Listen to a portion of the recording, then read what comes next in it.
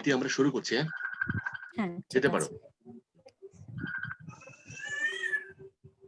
শুভ সন্ধ্যা। সবাইকে আমন্ত্রণ জানাচ্ছি অবেলার শঙ্খধ্বনি শিরোনামে উদিরন আবৃত্তি নীড়ের দ্বিতীয় পর্বের আজকের আয়োজনে। গত পর্বের মতো এবারও আমাদের সাথে যুক্ত হয়েছেন ভীষণ প্রিয় গুণী 5 জন আবৃত্তি শিল্পী, যারা প্রত্যেকেই স্ব জায়গায় সুপ্রতিষ্ঠিত তো বটেই, আবৃত্তি অঙ্কনে খুবই পরিচিত কিছু মুখ। অবেলার শঙ্খধ্বনি উদিরন আবৃত্তি নীড়ের অনলাইন নিয়মিত আয়োজন। আমাদের এবারের পর্বে যারা আমাদের সাথে যুক্ত হয়েছেন, শুরুতেই তাদের সাথে পরিচয় করিয়ে দিচ্ছি। প্রথমে পরিচয় করিয়ে দিচ্ছি বরেণ্য আবৃত্তি শিল্পী, আবৃত্তি প্রশিক্ষক এবং বাংলাদেশ সমন্বয় পরিষদের যুগ্ম সাধারণ সম্পাদক কাজী মাহতাব সুমন। ভাই, আপনাকে আমন্ত্রণ, শুভেচ্ছা।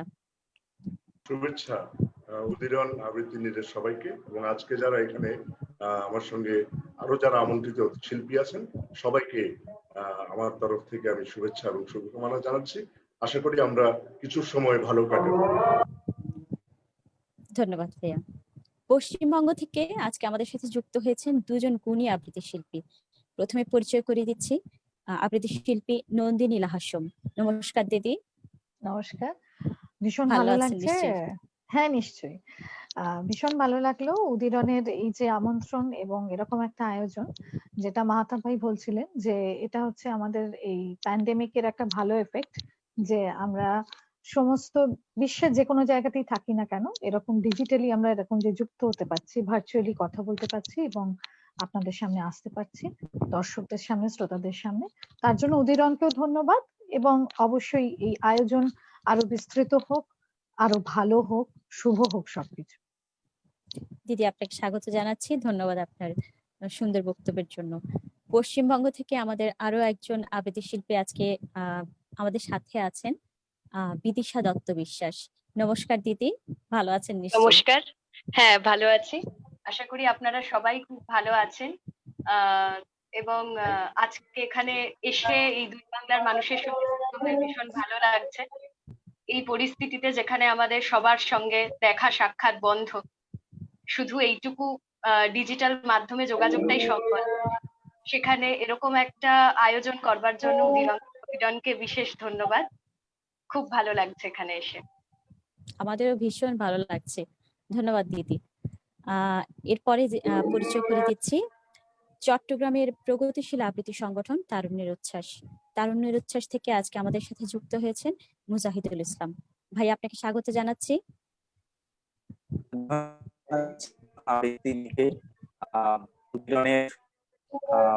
বাবুদা, আরিফ ভাই সহ আরো যারা রয়েছেন প্রত্যেকের প্রতি শুভেচ্ছা। এবং আজকে আমার সাথে এখানে রয়েছেন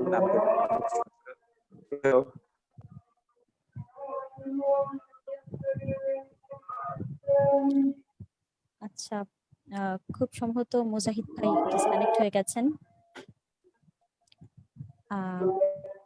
আচ্ছা, মুজাহিদ ভাই আসলে আমরা আবার ওনাকে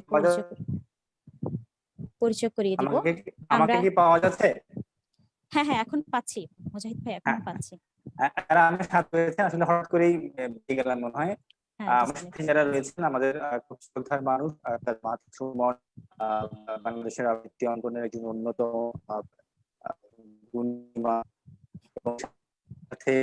রয়েছেন, থেকে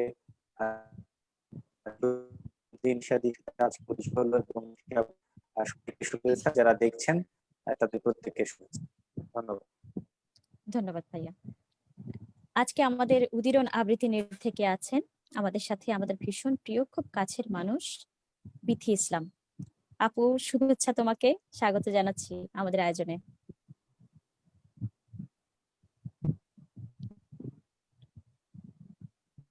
বিথি ইসলাম, আপনি? ধন্যবাদ দিদি। হ্যাঁ হ্যাঁ, আছি। হ্যাঁ, ঠিক আছে। আমন্ত্রিত অতিথি সবাইকে শুভেচ্ছা জানাচ্ছি। আসলে সবার কথা ধরেই বলছি, এই একটা সুযোগে সবার সাথে পরিচিত হওয়া, কাছে আসার একটা সুযোগ পেলাম, উদিরন করে দিয়েছে, সেজন্য উদিরনকে অসংখ্য ধন্যবাদ জানাচ্ছি। সঞ্চালনায় থাকছি আমি তাহমিনা বিনতে ইসলাম। আমি আসলে আর কথা বাড়াতে চাই না, সরাসরি অনুষ্ঠানে চলে যাব। শুরুতেই যাব কাজী মাহতাব সুমন ভাইয়ার কাছে। ভাইয়া, একটু আগে আসলে আমরা কথা বলছিলাম এটা নিয়ে যে একটা ব্যাপারে আপনার আসলে মতামত জানতে চাই কবিতা শুরু করার আগে। সেটা হচ্ছে এই যে কঠিন সময়ের মধ্যে দিয়ে আমরা যাচ্ছি, একটা অস্থির সময় পার করছি, কিন্তু স্বাভাবিক সময়ও যখন থাকে আমাদের জীবনে তখনও কিন্তু আমরা আশা করি আমার আজকের দিনটা যেমন গেছে কালকের দিনটা আরো ভালো যাবে। কিন্তু এই যে কঠিন সময়ের মধ্যে দিয়েও আমরা কাজ করার চেষ্টা করছি, আপনি কাজ করছেন, আপনি প্রচুর কাজ করছেন। এই যে আপনাকে সবাই দেখতে পাচ্ছে, আজকে যদি এই অনুষ্ঠানটা আমরা ঢাকা, চট্টগ্রাম কিংবা কুমিল্লায় করতাম, সেক্ষেত্রে কিন্তু আমাদেরকে কেউই দেখতে পেতেন না। আপনি এই ব্যাপারটা আসলে আরো কিভাবে দেখেন, সেই ব্যাপারে আপনার মতামত একটু জানতে চাই। সুন্দর প্রশ্ন করেছে ইতি, চমৎকার একটা প্রশ্ন আমি শুনলাম। আসলে আমরা হচ্ছে যে আমি যেই সময়ের মানুষ, যখন আমার আবৃত্তিতে আসা 3 দশকের বেশি সময় হবে, ক্যাসেটের যুগ ছিল, ক্যাসেট ফিতার পেঁচানো। তো সেই ক্যাসেট এক পিঠে এ পিঠ বি পিঠ, ওখানে 6টা কবিতা ওখানে 6টা কবিতা, এরকম করে আমরা শুনতাম। এর আগে রেকর্ড, এলপি রেকর্ড ছিল, যেটা এখনো আছে, ক্যাসেটটা এখন আর নেই। তো সেই ক্যাসেটের যুগের পরে, অনেক পরে, আমাদের আবৃত্তির সময়টা শুরু হওয়ার অনেক পরে বলা যায় যে ইন্টারনেটের সঙ্গে আমার পরিচয় ঘটেছে এখন থেকে ধরেন যে ফেসবুকে আমি আসি এখন থেকে 10-12 বছর আগে। তো কিন্তু আমার আবৃত্তি জীবনের বয়স হচ্ছে 30 বছরের বেশি। ফলে এই 3টা জেনারেশন কিন্তু পার করেছি। সেই 3টা জেনারেশনে 3 রকমের প্রতিক্রিয়া দেখেছি। মঞ্চ আমাদের প্রাণ, মঞ্চ আমাদের সবকিছু, মঞ্চ আমাদের ঘর, মঞ্চ আমাদের মন্দির। কিন্তু এই করোনার সময় এসে যখন আমরা আতঙ্কিত হয়ে গেলাম যে মঞ্চ থেকে দূরে সরে গেছি, মঞ্চ যাবে না, তারপরে যে লাইভ গুলো শুরু হলো, আমার প্রথম মানে লাইভের অভ্যস্ততা আমি একটু বলছি যে আমার প্রথম লাইভে আমি যুক্ত হয়েছি সিলেটে একটা সংগঠনে, মৃত্তিকা মহাকাল। ওরা এখন ডেইলি করছে, প্রতিদিন। ওরা ওই যে সেদিন থেকে যুক্ত হয়েছে, এখন প্রতিদিনই করে। তো ওই যুক্ত হওয়ার মধ্যে দিয়ে অভ্যাস, এরপরে দেখছি যে একের পর এক বিভিন্ন জায়গায়, তারপর আমি নিজেও শিখে নিলাম কিভাবে স্ট্রিমিং করতে হয়, এই সমস্ত টেকনোলজি শিখলাম। আসলে ব্যাপারটা হচ্ছে যুগের ধর্ম, এক একটা যুগে এক একটা টেকনোলজি আসে। আমরা যারা একটু আগে একটা শব্দ শুনেছিলাম ইতির মুখ থেকে, যে প্রগতি হচ্ছে যে সময়ের সঙ্গে নিজেকে কনভার্ট করে। করোনা কোভিড ভাইরাস যেমন নিজেকে মিউটেশন করছে না, আমরাও কিন্তু মিউটেশন করে নিচ্ছি সময়ের সঙ্গে নিজেদেরকে। কিভাবে চলতে হবে, মাস্ক পরতে হবে, এটা খেতে হবে, ওটা খেতে হবে, এরকম করে ফুড মেনু চেঞ্জ করতে হবে, বাইরে গেলে এটা করতে হবে। এইসব অভ্যেসের মধ্য দিয়ে আমরা বড় হচ্ছি। আজকে এখানে যারা যুক্ত হয়েছেন, এখানে তারুণ্যের উচ্ছ্বাস আছে, তারুণ্য, মুজাহিদুল ইসলাম আছে, ওরা তো তরুণ। তারপরে নন্দিনী লাহা সব পশ্চিমবঙ্গ থেকে এসেছে, বিদিশা দত্ত পশ্চিমবঙ্গ থেকে এসেছে। ওনারা সবাই একটি কথা বলেছেন, বিশেষ করে নন্দিনী এবং বিদিশা, যে লাইভে কিন্তু যে কোনো জায়গা থেকে যুক্ত হওয়া যাচ্ছে। এই সুযোগটা আমরা পেয়েছি এবং এই করোনার কালে আমি গুনিনি, কিন্তু শতাধিক লাইভে আমি গত 5-6 মাসে যুক্ত হয়েছি, শতাধিক তো বটেই, এবং প্রতিদিনই যুক্ত হচ্ছি। এবং সেই যুক্ততায় আমি একটা জিনিস আমার উপলব্ধিতে এসেছে, যে আমি আগে ভাবতাম আমরা যারা আবৃত্তি করি, সংগঠন চর্চা করি দীর্ঘ সময়, কে কোথায় আবৃত্তি করছে সবই জানি। কিন্তু এই করোনার সময় এসে দেখলাম যে না, আসলে আমি সব জানি না। আরো অনেক মানুষ সারা পৃথিবী জুড়ে আবৃত্তি করছে, ওদেরকে আমি শুনছি, ওদেরকে আমি দেখছি। এটা আমাকে সমৃদ্ধ করেছে। যে কোনো ঘটনারই নিউটনের 3rd লর মতো ক্রিয়ার বিপরীত প্রতিক্রিয়া থাকে। মহামারী যেমন আমাদেরকে অনেক দিক থেকে বদ্ধ করেছে, ঠিক তেমন এরকম জুম, কাছাকাছি জুম নামে টেকনোলজির সঙ্গে আমি পরিচিত হয়েছি, স্ট্রিমিয়ারের সঙ্গে পরিচিত হয়েছি। নিজেকে অভিযোজন করে সময়ের সঙ্গে নিজেকে এগিয়ে রাখছি, এটাই হচ্ছে সার্থকতা। সেটাই আসলে সময় এবং পরিস্থিতি সবসময় আমাদেরকে নতুন একটা পথ দেখায়, সেটাই আসলে সত্যি। ভাইয়া, আর দেরি করব না, আমরা কবিতায় চলে যাব। আমরা পরপর 2টো কবিতা শুনবো আপনার কাছ থেকে। প্রথম কোন কবিতাটা শুনবো? অগাস্ট মাস, বাংলায় শ্রাবণ চলছে, ভাদ্র আসবে। তো এই মাসটি আমাদের জন্য একটা বেদনা বিধুর, বাঙালির মানে মানুষে একটা বেদনাও নিয়ে এই মাসটি। মহামানবদের প্রয়াণ এই মাসে। সর্বকালের সর্বশ্রেষ্ঠ বাঙালি বাংলাদেশীদের কাছে, বা আমি বলতে পারি সহস্রাব্দের অন্যতম শ্রেষ্ঠ বাঙালি, জাতির পিতা আমাদের বঙ্গবন্ধু শেখ মুজিবুর রহমান সপরিবারে এই মাসে আমাদের মাঝ থেকে গেছেন। শাহাদাত বরণ করেছেন। এই মাসে গেছেন আরেকজন শ্রেষ্ঠতম বাঙালি, শ্রেষ্ঠ বাঙালি বিশ্বকবি রবীন্দ্রনাথ ঠাকুর। এই মাসেই প্রয়াত হয়েছেন অগাস্টে আমাদের বাংলাদেশের জাতীয় কবি, বিদ্রোহী কবি কাজী নজরুল ইসলাম। এই মাসে আমরা হারিয়েছি মৌলবাদের চাপাতির আঘাতে ক্ষতবিক্ষত প্রথা বিরোধী লেখক হুমায়ুন আজাদকে। এই মাসে আমরা হারিয়েছি আমাদের বাংলা সাহিত্যের অন্যতম একজন প্রাণ কবি শামসুর রহমানকে।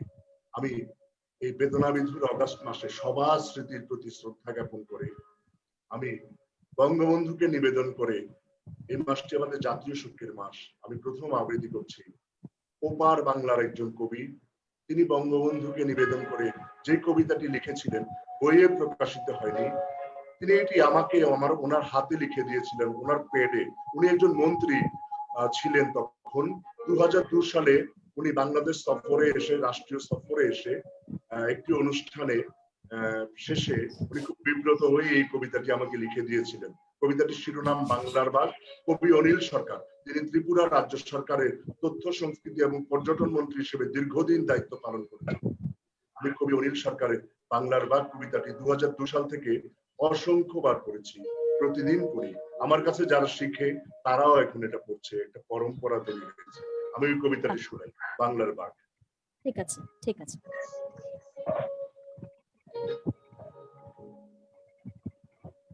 এখানে মাটিও কথা বলে সমুদ্রের মতো,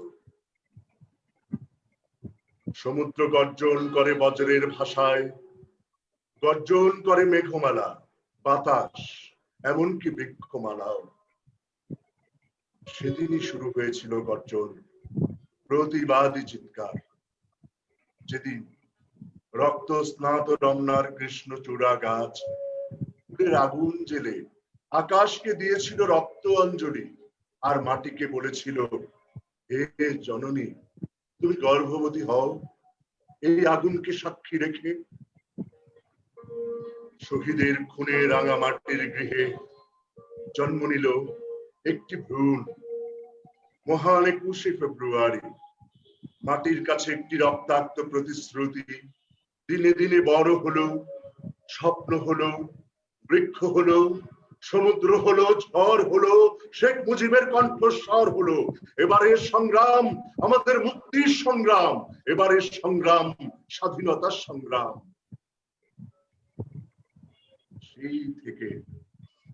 সেই থেকে বাংলাদেশের প্রতি ইঞ্চি জমি, প্রতি বিন্দু সমুদ্র, প্রতিটি উদ্ভিদ, প্রতিটি মানুষ কথা বলে বজ্র কণ্ঠে।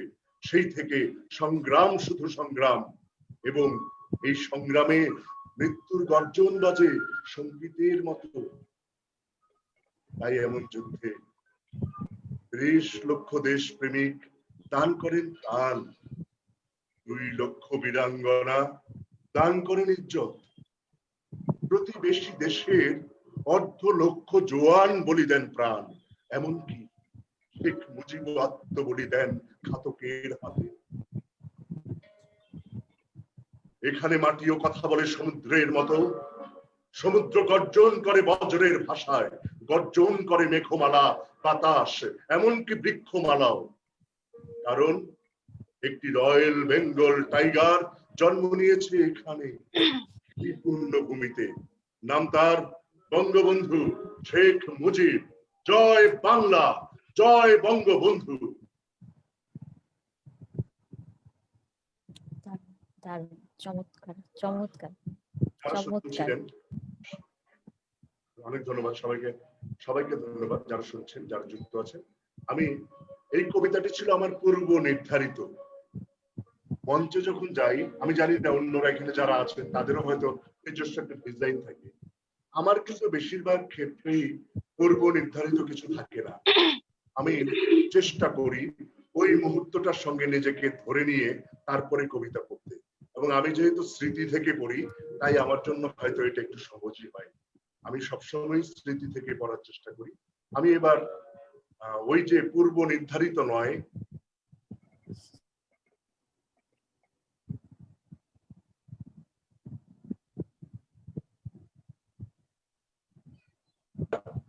কবিতার শিরোনাম ভাষা। শুনুন ভাষা। হ্যাঁ।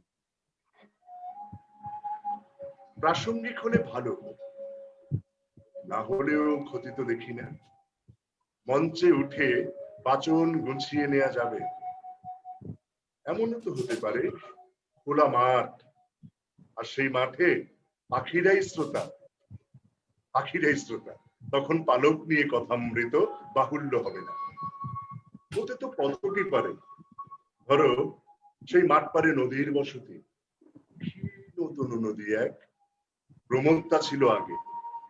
নিকটস্থ জনপদে রাধাকৃষ্ণ পুঁথিপাঠ হতো। কিছুই বিচিত্র নয়, যা ভাবনি তাই হতে পারে। সেক্ষেত্রে বাচন হবে ধীবরের গল্প দিয়ে শুরু। কামার কুমোর তাঁতি পূর্বাপর কুশীলভ হবে। সবশেষে দেখা দেবে মহান বাচিক শিল্পী চাষা।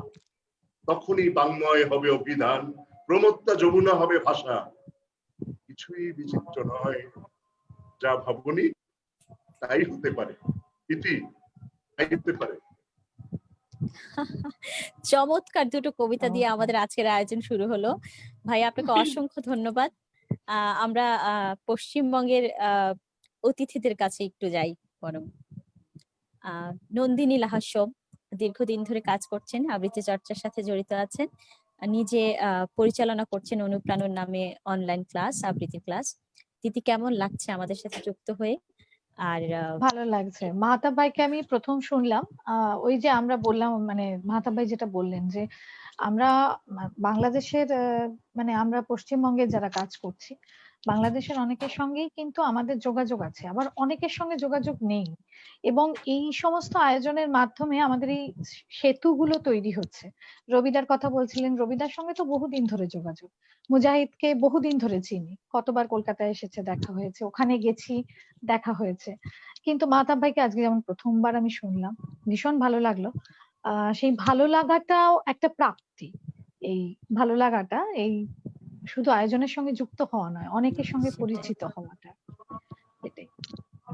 আর দিদি আমরা দুটো কবিতা শুনবো আপনার।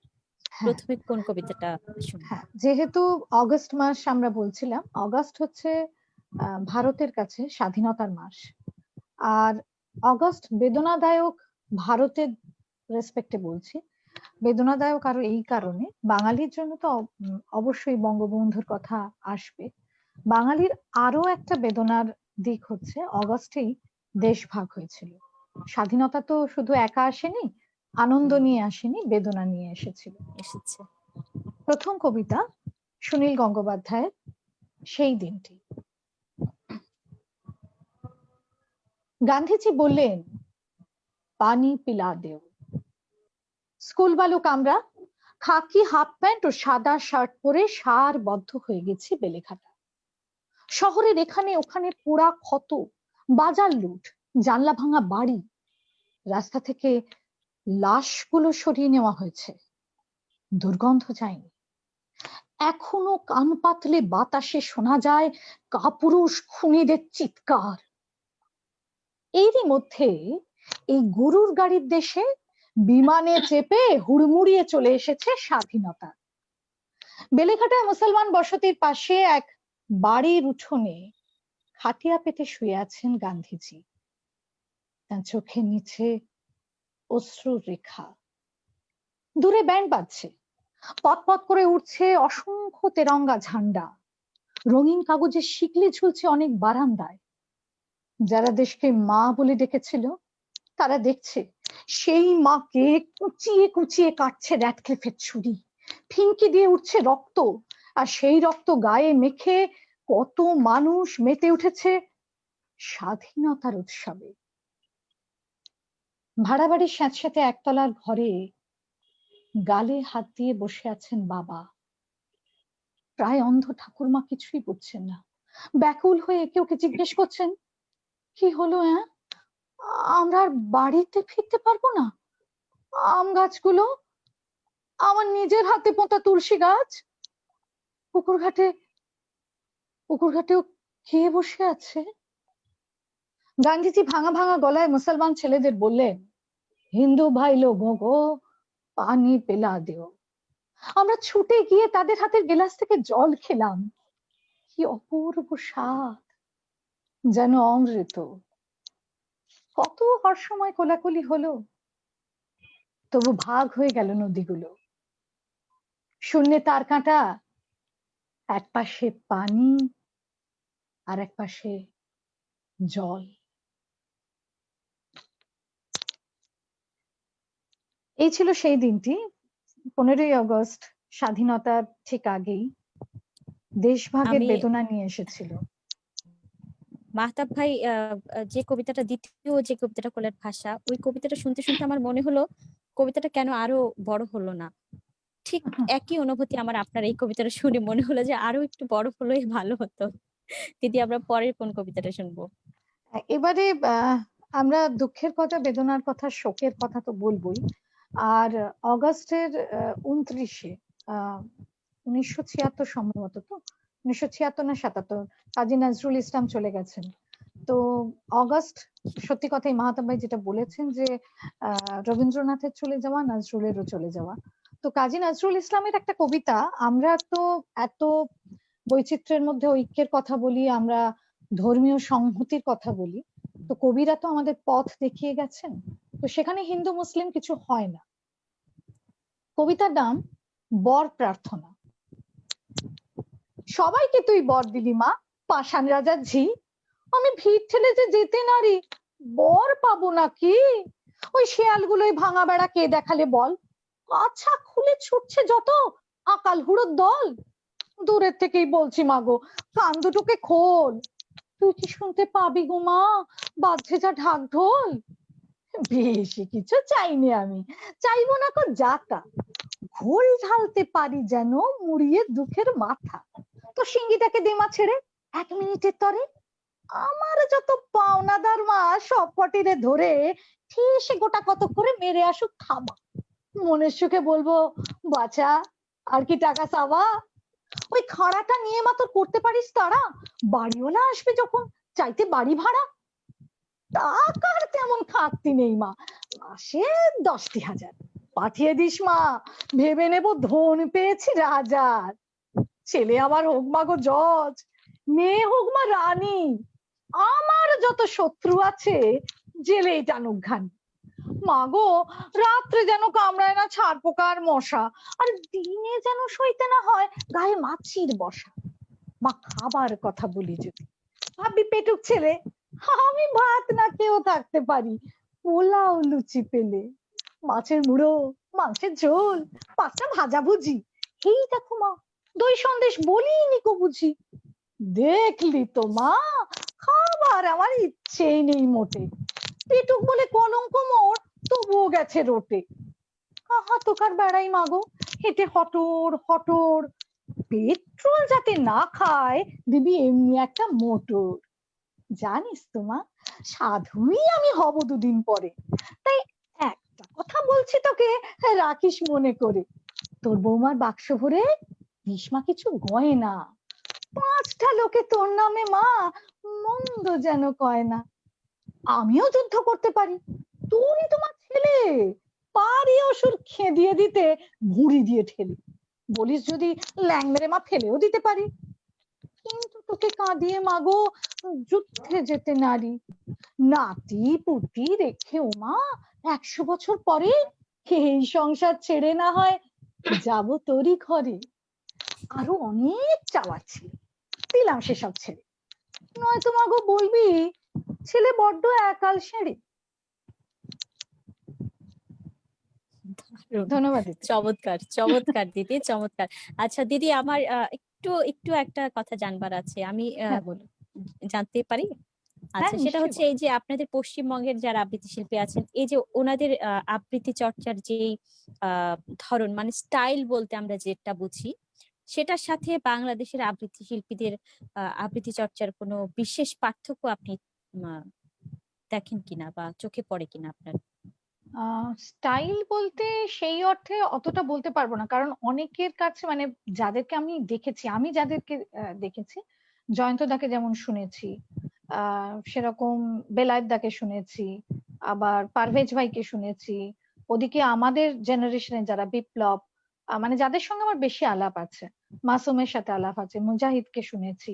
তো এদের সঙ্গে স্টাইলের তফাৎ থেকেও আমি বলবো যে আমাদের এখানে চর্চার যে ধরনটা সেটা জেনারেলি হয় কি একটা ঘরানা যেটাকে বলে সেইটা আমরা ধরে এগোই। খুব ছোটবেলা থেকে অনেকে একজন গুরুর কাছে যায়, সেখানে শিখতে শুরু করে। মাহিদুল ইসলামকেও যেমন শুনেছি বা শিমুল মোস্তাফাকে। এদের হ্যাঁ, তো দেখুন স্বর তৈরি করা, শুদ্ধ উচ্চারণ, আমার যেটা মনে হয় সমস্ত সংগঠন বা সমস্ত গুরুর কাছে ক্লাস যাই হোক না কেন সেগুলো তো নিশ্চয়ই একইভাবে মেনে চলা হয়, হয়তো কিছু রকমের আছে, কিন্তু যেটা হচ্ছে যে আপনাদের ওখানে সংগঠনটা একটা খুব বড় জায়গা নেয়, সংগঠনের একটা মানে খুব শক্তিশালী সংগঠনগুলো। আমাদের এখানে এবং দলগত যে বিভিন্ন প্রয়াস, আমাদের এখানে শঙ্খমালা ছাড়া সেই অর্থে দলগত প্রয়াস খুব একটা দেখা যায় না। আমরা একক আবৃত্তি পরিবেশনা যেটা, সেটাতেই বেশি স্বাচ্ছন্দ্য বোধ করি। এবং আগে আমরা যাদের কাছে শিখে এসেছি, যেমন উৎপল কুণ্ডুর কাছে আমি শিখেছি, উৎপল কুণ্ডুর কাছে কি বিজয়লক্ষ্মী বর্মনের কাছে আমি যে শিখে এসেছি, আবার আমি এখন শেখাতে শুরু করছি, আমার কাছে তো দুটো ধারা মিশেছে, তো আমার নিজস্ব একটা ধারা তৈরি হয়েছে, সেই ধারাটা এবার প্রবর্তিত হবে এরকম। চমৎকার চমৎকার দিদি, সুন্দর সুন্দর আলোচনা। আচ্ছা, ধন্যবাদ দিদি আপনাকে। চমৎকার দুটো কবিতা শুনলাম আমরা। আমরা পশ্চিমবঙ্গের আরো একজন খুব দারুণ একজন আবৃত্তি শিল্পী বিদিশা দত্ত বিশ্বাস দিদির কাছে যাব। দীর্ঘদিন ধরে দিদি আবৃত্তি চর্চা করছেন, নিজে শিখেছেন এবং এখন শেখাচ্ছেন, বিচারক হিসেবেও কাজ করছেন। দিদি কেমন লাগছে আমাদের? দারুণ মানুষ আপনি, চমৎকার। ধন্যবাদ। হ্যাঁ, ভীষণ ভালো লাগছে। একদম অনেক ছোটবেলা থেকে আবৃত্তির সাথে যুক্ত। এখন যে এই দীর্ঘ বছর আবৃত্তি চর্চা করবার পরে এখন যে আপনারা আমাকে আমন্ত্রণ জানালেন, এই যে আমি এখন কিছু মানুষদের শেখাচ্ছি, বিভিন্ন জায়গার সঙ্গে যুক্ত হতে পারছি, এটা একটা ভীষণ আনন্দেরই ব্যাপার আমার কাছে। যেহেতু এটাকে ভীষণভাবে আবৃত্তিটাকে ভীষণভাবে ভালোবেসে এসেছি, তাই এটা নিয়ে কাজ করবার সুযোগ পেয়েছি, এটা আমার কাছে একটা বিরাট পাওনা। আমরাও আপনাকে পেয়ে ভীষণ আনন্দিত। আপনার কাজ আসলে অনেক ভালো কাজ করছেন আপনি দিদি, এবং আপনাকে পেয়ে আমরা সত্যি খুব আনন্দিত। দিদি আমরা কবিতা শুনবো, কোন কবিতাটা আগে শুনবো? একটা কবিতা শোনাই, একটা পরিচিত কবিতাই শোনাই। খুব কাছে এসো না কোনোদিন, যতটা কাছে এলে কাছে আসা বলে লোকে। এ চোখ থেকে ওই চোখের কাছে থাকা, এক পা বাড়ানো থেকে অন্য পায়ের সাথে চলা, কিংবা ধরো রেল লাইনের পাশাপাশি শুয়ে অবিরাম বয়ে চলা, যে কাছাকাছির মাঝে বিন্দুখানিক দূরত্ব আছে। মেঘের মেয়ে, অত কাছে এসো না কোনোদিন, দিব্যি দিলাম মেঘের বাড়ির, আকাশ কিংবা আলোর শাড়ির। তার চেয়ে বরং দূরেই থেকো, যেমন দূরে থাকে ছোঁয়া থেকে স্পর্শ, রোদ্দুরের বুক থেকে উত্তাপ, শীতলতা থেকে উষ্ণতা। প্রেমের খুব গভীর ম্যাপে যেমন লুকিয়ে থাকে ভালোবাসা, তেমন দূরত্বেই থেকে যেও। এক ইঞ্চিতেও কভু বলতে পারবে না কেউ কতটা কাছাকাছি এসেছিলে বলে দূরত্বের পরিমাপ দিতে পারেনি পৃথিবী। কবিতাটি আমার ভীষণ প্রিয়। রুদ্র মোহাম্মদ শাহিদুল্লাহ কি চমৎকার উপমা দিয়ে কবিতাটি লিখেছেন। আমি যতবার পড়ি, হ্যাঁ, প্রত্যেকটা লাইনে সেটাই মনে হয়। দারুণ। রুদ্র মোহাম্মদ শহীদুল্লাহর কবিতাগুলো এমন মনে হয় যেন আমার জীবনের একটা ঘটনা উনি জানেন এবং উনি জেনে আমাকে নিয়ে লিখেছেন, এরকম মনে হয় আমার কাছে মাঝে মাঝে ওনার কবিতাগুলো পড়লে, ওনার কবিতাগুলো শুনলে। দিদি, এরপরে আমরা কোন কবিতাটা শুনবো? এরপর সুনীল গঙ্গোপাধ্যায়ের একটা কবিতা শোনাই। হ্যাঁ, নীরার জন্য কবিতার ভূমিকা। হ্যাঁ, এই কবিতার জন্য আর কেউ নেই, শুধু তুমি নীরা। এ কবিতা মধ্যরাত্রে তোমার নিভৃত মুখ লক্ষ্য করে। ঘুমের ভিতরে তুমি আচমকা জেগে উঠে টিপয়ের থেকে জল খেতে গিয়ে জিভ কামড়ে এক মুহূর্ত ভাববে কে তোমার কথা মনে করছে এত রাত্রে। তখন আমার এই কবিতার প্রতিটি লাইন, শব্দ, অক্ষর কমা, ড্যাশ, রেফ ও রয়ের ফুটকি সমেত ছুটে যাচ্ছে তোমার দিকে। তোমার আধো ঘুমন্ত নরম মুখের চারপাশে এলোমেলো চুলে ও বিছানায় আমার নিঃশ্বাসের মতো নিঃশব্দ এই শব্দগুলি। এই কবিতার প্রত্যেকটি অক্ষর গুনিনের বানের মতো শুধু তোমার জন্য। এরা শুধু তোমাকে বিদ্ধ করতে জানে। তুমি ভয় পেও না, তুমি ঘুমো। আমি বহু দূরে আছি, আমার ভয়ঙ্কর হাত তোমাকে ছোঁবে না। এই মধ্যরাত্রে আমার অসম্ভব জেগে ওঠা উষ্ণতা, তীব্র আকাঙ্ক্ষা ও চাপা আর্তরব তোমাকে ভয় দেখাবে না। আমার সম্পূর্ণ আবেগ শুধু মোমবাতির আলোর মতো ভদ্র, হীন। শব্দ অক্ষরের কবিতায় তোমার শিয়রের কাছে যাবে। এরা তোমাকে চুম্বন করলে তুমি টের পাবে না। এরা তোমার সঙ্গে সারা রাত শুয়ে থাকবে এক বিছানায়, তুমি জেগে উঠবে না। সকালবেলা তোমার পায়ের কাছে মরা প্রজাপতির মতো এরা লুটোবে। এদের আত্মা মিশে থাকবে তোমার শরীরের প্রতিটি রন্ধ্রে, চিরজীবনের মতো। বহুদিন পর তোমার সঙ্গে দেখা হলে ঝর্ণার জলের মতো হেসে উঠবে, কিছুই না জেনে। নীরা, আমি তোমার অমন সুন্দর মুখে বাঁকা টিপের দিকে চেয়ে থাকবো। আমি অন্য কথা বলার সময় তোমার প্রস্ফুটিত মুখখানি আদর করব মনে মনে। ঘরভর্তি লোকের মধ্যেও আমি তোমার দিকে নিজস্ব চোখে তাকাবো। তুমি জানতে পারবে না, তোমার সম্পূর্ণ শরীরে মিশে আছে আমার একটি অতি ব্যক্তিগত কবিতার প্রতিটি শব্দের আত্মা। এই কবিতাটিও আমার ভীষণ প্রিয়। সুনীল গঙ্গোপাধ্যায়ের লেখা আমার উনি আমার অন্যতম প্রিয় কবি। রবীন্দ্রনাথ ঠাকুর তো আছেনই, হ্যাঁ, কিন্তু সুনীল গঙ্গোপাধ্যায়ের কবিতাও আমার ভীষণ ভাল লাগে। দিদির হাসির মতোই এত মিষ্টি দুটো কবিতা শুনলাম। মানে আমার প্রথমে আমার মনে হয়েছিল আজকের সঞ্চালনায় আমি আসার সময় মনে হয়েছিল আমি খুব লাকি যে আমি আজকের সঞ্চালনায় থাকছি, কিন্তু এখন আমার মনে হচ্ছে আজকে সঞ্চালনায় না থেকে আমি যদি শুধু দর্শক হিসেবে থাকতাম তাহলেই বরং ভালো হতো। আচ্ছা, আমরা একটু কিছু কমেন্ট পড়ে নিই। আমাদের দর্শক যারা আছেন, আনিলা জুথি, নন্দিনী এবং বিদিশা আপাকে অনেক শুভেচ্ছা। মুন রোদেলা, সবার জন্য প্রাণ ঢালা শুভেচ্ছা।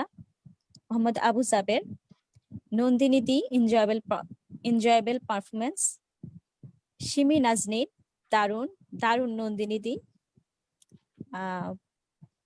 সুমন ভাই, মুজাহিদ সহ সবাইকে শুভেচ্ছা।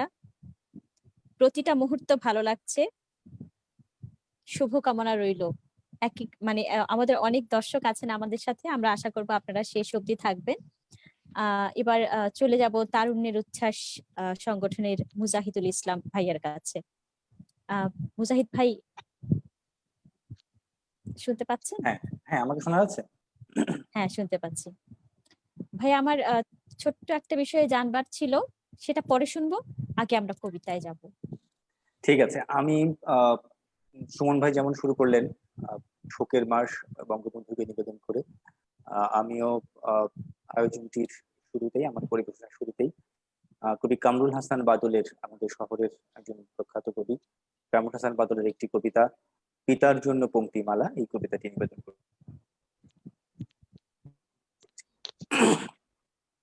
আমাদের বাড়িটা তোমার অভাবে খাঁ খাঁ করছে জনক। এ বাড়িতে আর কখনো কৃতদাসের মেলা হবে না। তুমি আসবে বলেই নির্মিত বিশ্ববিদ্যালয়ের তরুণ আর সজ্জিত উদ্যান এখন শকুনিদের কফিখানা। সেখানে আর জীবনের সঙ্গীত গীত হয় না। তুমি একদিন যে কৃতদাসদের মুক্তির জন্য খুলে দিয়েছিলে অর্গন, তারা এখন স্বেচ্ছায় বন্দি শিবিরের রিলিফের জন্য প্রত্যুষ থেকে প্রদোষ অবধি দণ্ডায়মান, গ্লানি আর লজ্জার থালা হাতে। পিতা, আমার পরিচয়ের জনক, 56,000 বর্গ মাইলের এই অনার্য তামাটে জাতির মুক্তির জনক, তোমার অভাবে আমাদের পুষ্টিহীন শস্য দানা, শূন্য বাথান আর মরুময় পদ্মার চরে কদাচিৎ আজ বৃষ্টির জুঁই ফুল। তুমি নেই, তুমি নেই, তাই আজ খসে পড়ে নজরুলের ঝাঁকড়া চুল। তুমি নেই, তাই আজ খসে পড়ে রবীন্দ্রনাথের সৌম্য মূর্তি। তুমি নেই, তাই সেতারের তারগুলো বেজে ওঠে না টুং টাং। তাই তুমিহীন কবিতাহীন প্রতিদিন, তাই তুমিহীন সঙ্গীতহীন প্রতিদিন, তাই তুমিহীন জীবনহীন প্রতিদিন। আজ আর বাগানে ফুল ফোটে না তো, পাখিরা আর গায় না তো গান, নদীর জোয়ারে আর ভাসে না উজ্জ্বল মাছ রাঙা। এই নদী, এই কলতান, এই পাখি, এই বৃক্ষ, এই পুষ্প, এই কবিতা তুমিহীনতায় উদ্দেশ্যহীন। পিতা, আমাদের অস্তিত্বের জনক, আমাদের এক আজলা হেমলক দাও। আমরা বিনাশ করি, আমাদের সকল অসুন্দর কুৎসিত, অন্তত একবার তোমার যোগ্য হয়ে উঠি। আর অন্তত একবার জেগে উঠুক এই জনপদের মানুষ ৩২ নম্বরে, সোহরাওয়ার্দী উদ্যানে আর বিমানবন্দরে। সর্বত্র মানুষের ভেতরে জেগে উঠুক ৭ই মার্চ, জেগে উঠুক বাঙালির শ্রেষ্ঠতম কবিতা, এবারের সংগ্রাম মুক্তির সংগ্রাম। হে কবি, হে বন্ধু আমার, আমাদের ভিতর আবার জাগ্রত করো সুন্দর। আমাদের শিকড় তুমি প্রথিত করো পদ্মা, মেঘনা, যমুনার বদ্বীপে। আমরা যেন জেগে উঠি আবার যেমন ৫২তে, আমরা যেন জেগে উঠি আবার যেমন ৬৬তে, আমরা যেন জেগে উঠি আবার যেমন ৬৯-এ, আমরা যেন জেগে উঠি আবার যেমন ৭১-এ। তুমি নেই, আর আমরা আশ্রমে লালিত মৌন শিশু।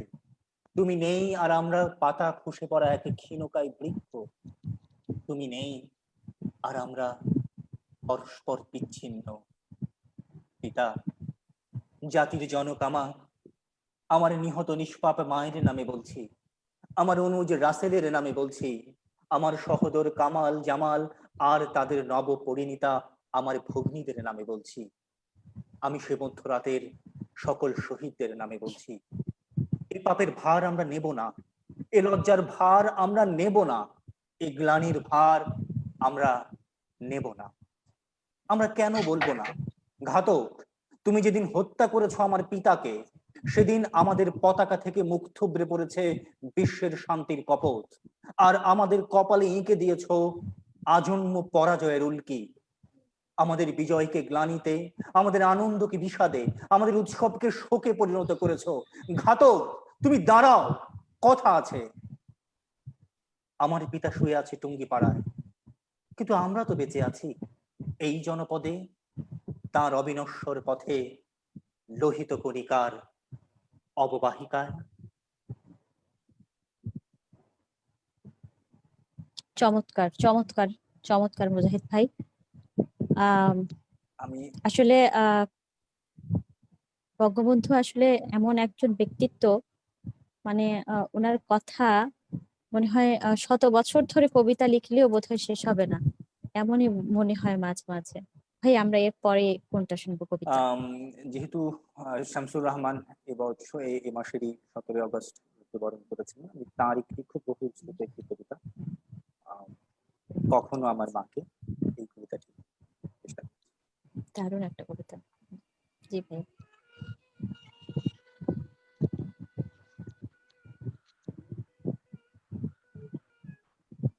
কখনো আমার মাকে কোনো গান গাইতে শুনিনি, সেই কবে শিশুরাতে ঘুম পাড়ানিয়া গান গিয়ে আমাকে কখনো ঘুম পাড়াতেন কিনা আজ মনেই পড়ে না। যখন শরীরে তার বসন্তের সম্ভার আসেনি, যখন ছিলেন তিনি ঝড়ে আম কুড়িয়ে বেড়ানো বয়সের কাছাকাছি, হয়তো তখনও কোনো গান লুকিয়ে ওঠেনি নীরে নীরে দুপুরে সন্ধ্যায়, পাছে গুরুজনদের কানে যায়। এবং স্বামীর সংসারে এসেও মা আমার সারাক্ষণ ছিলেন নিশ্চুপ, বড় বড় বেশি নেপথ্যচারী।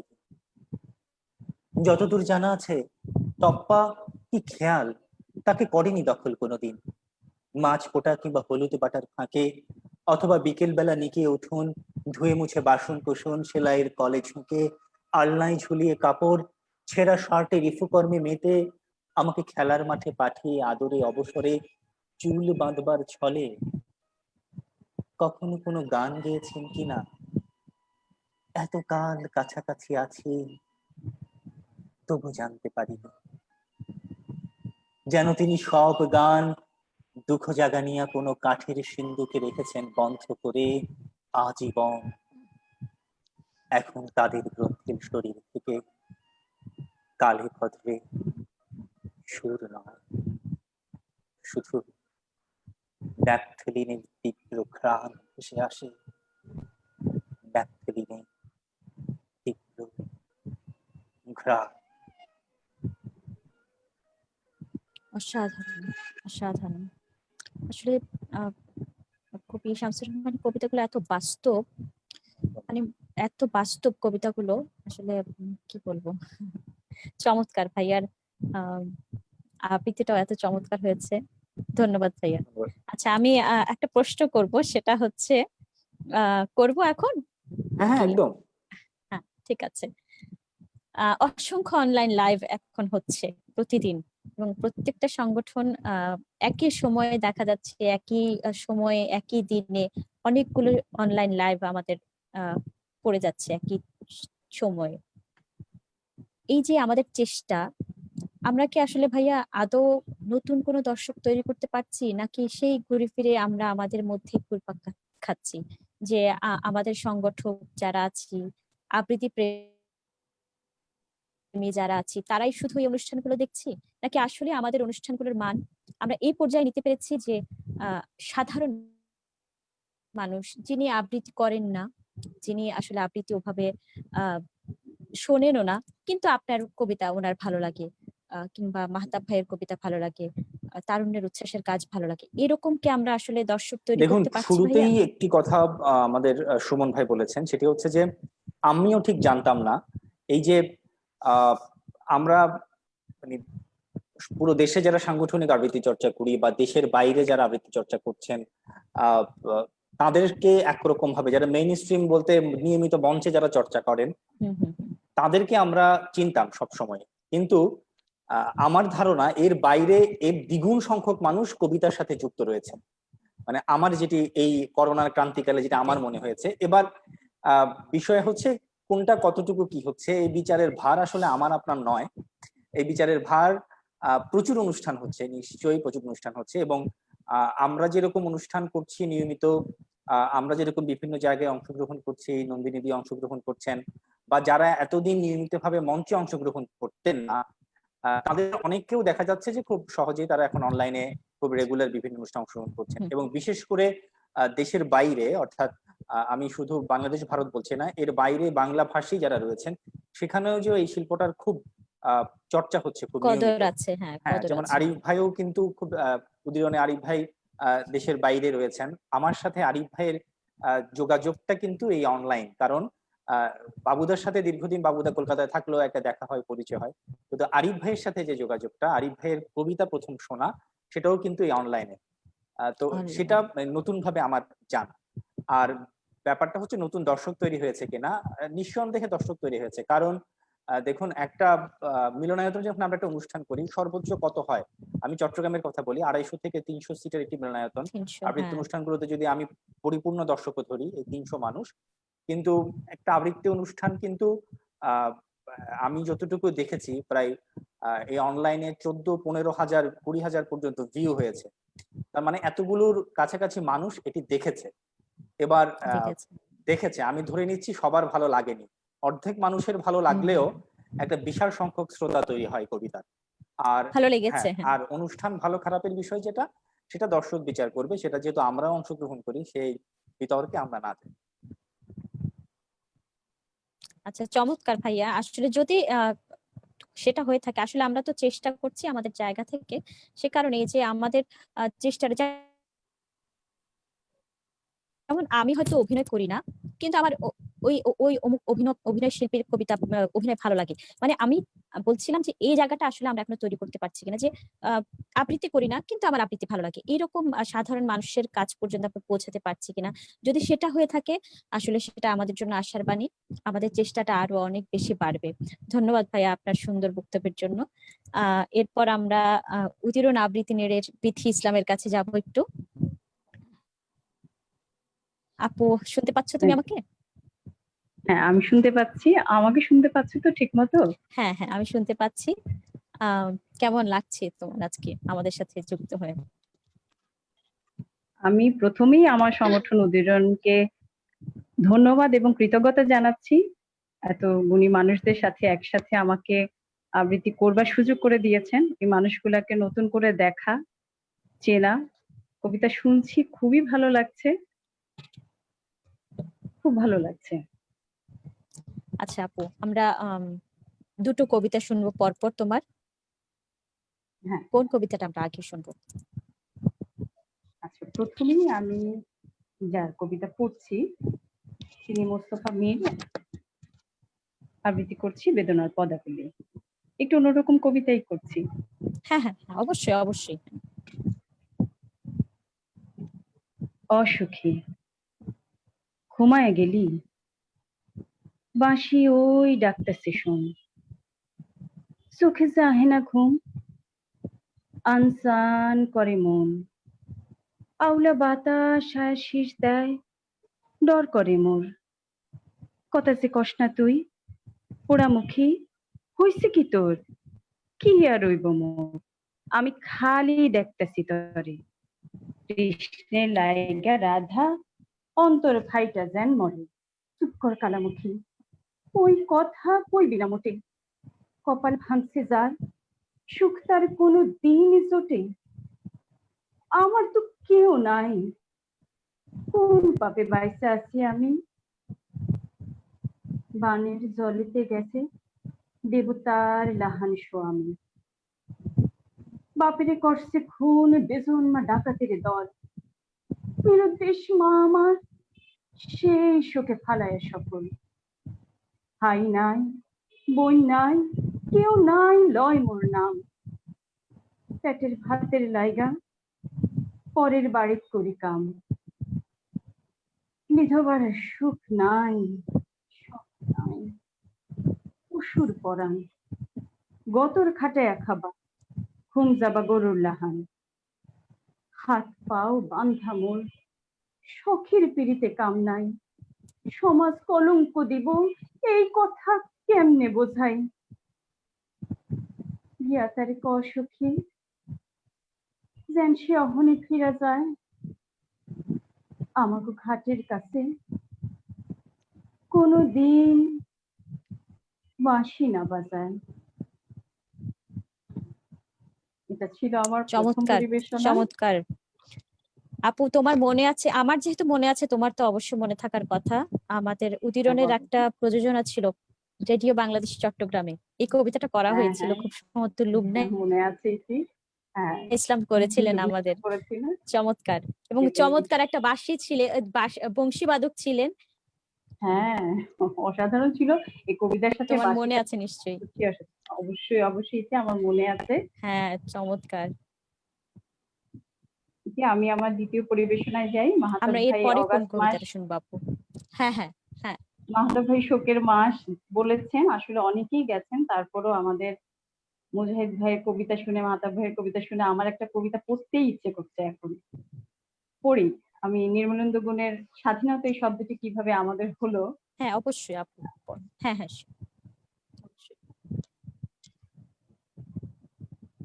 একটি কবিতা লেখা হবে, তার জন্য অপেক্ষার উত্তেজনা নিয়ে লক্ষ লক্ষ উন্মত্ত অধীর ব্যাকুলে বিদ্রোহী শ্রোতা বসে আছে ভোর থেকে জনসমুদ্রের উদ্যান সৈকতে। কখন আসবে কবি, কখন আসবে কবি? এই শিশু পার্ক সেদিন ছিল না, এই বৃক্ষে ফুলে শোভিত উদ্যান সেদিন ছিল না, এই তন্দ্রাচ্ছন্ন বিবর্ণ বিকেল সেদিন ছিল না। তাহলে কেমন ছিল সেদিনের সেই বিকেল বেলাটি? তাহলে কেমন ছিল শিশু পার্কে, বেঞ্চে, বৃক্ষে, ফুলের বাগানে ঢেকে দেওয়া এই ঢাকার হৃদয় মাঝখানি? জানো, সেদিনের সব স্মৃতি মুছে দিতে হয়েছে উদ্যত কালো হাত।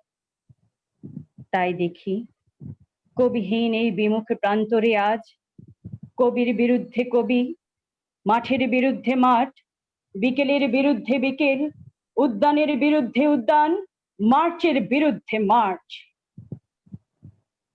হে অনাগত শিশু, হে আগামী দিনের কবি, শিশু পার্কের রঙিন দোলনায় দোল খেতে খেতে তুমি একদিন সব জানতে পারবে। আমি তোমাদের কথা ভেবে লিখে রেখে যাচ্ছি সেই শ্রেষ্ঠ বিকেলের গল্প।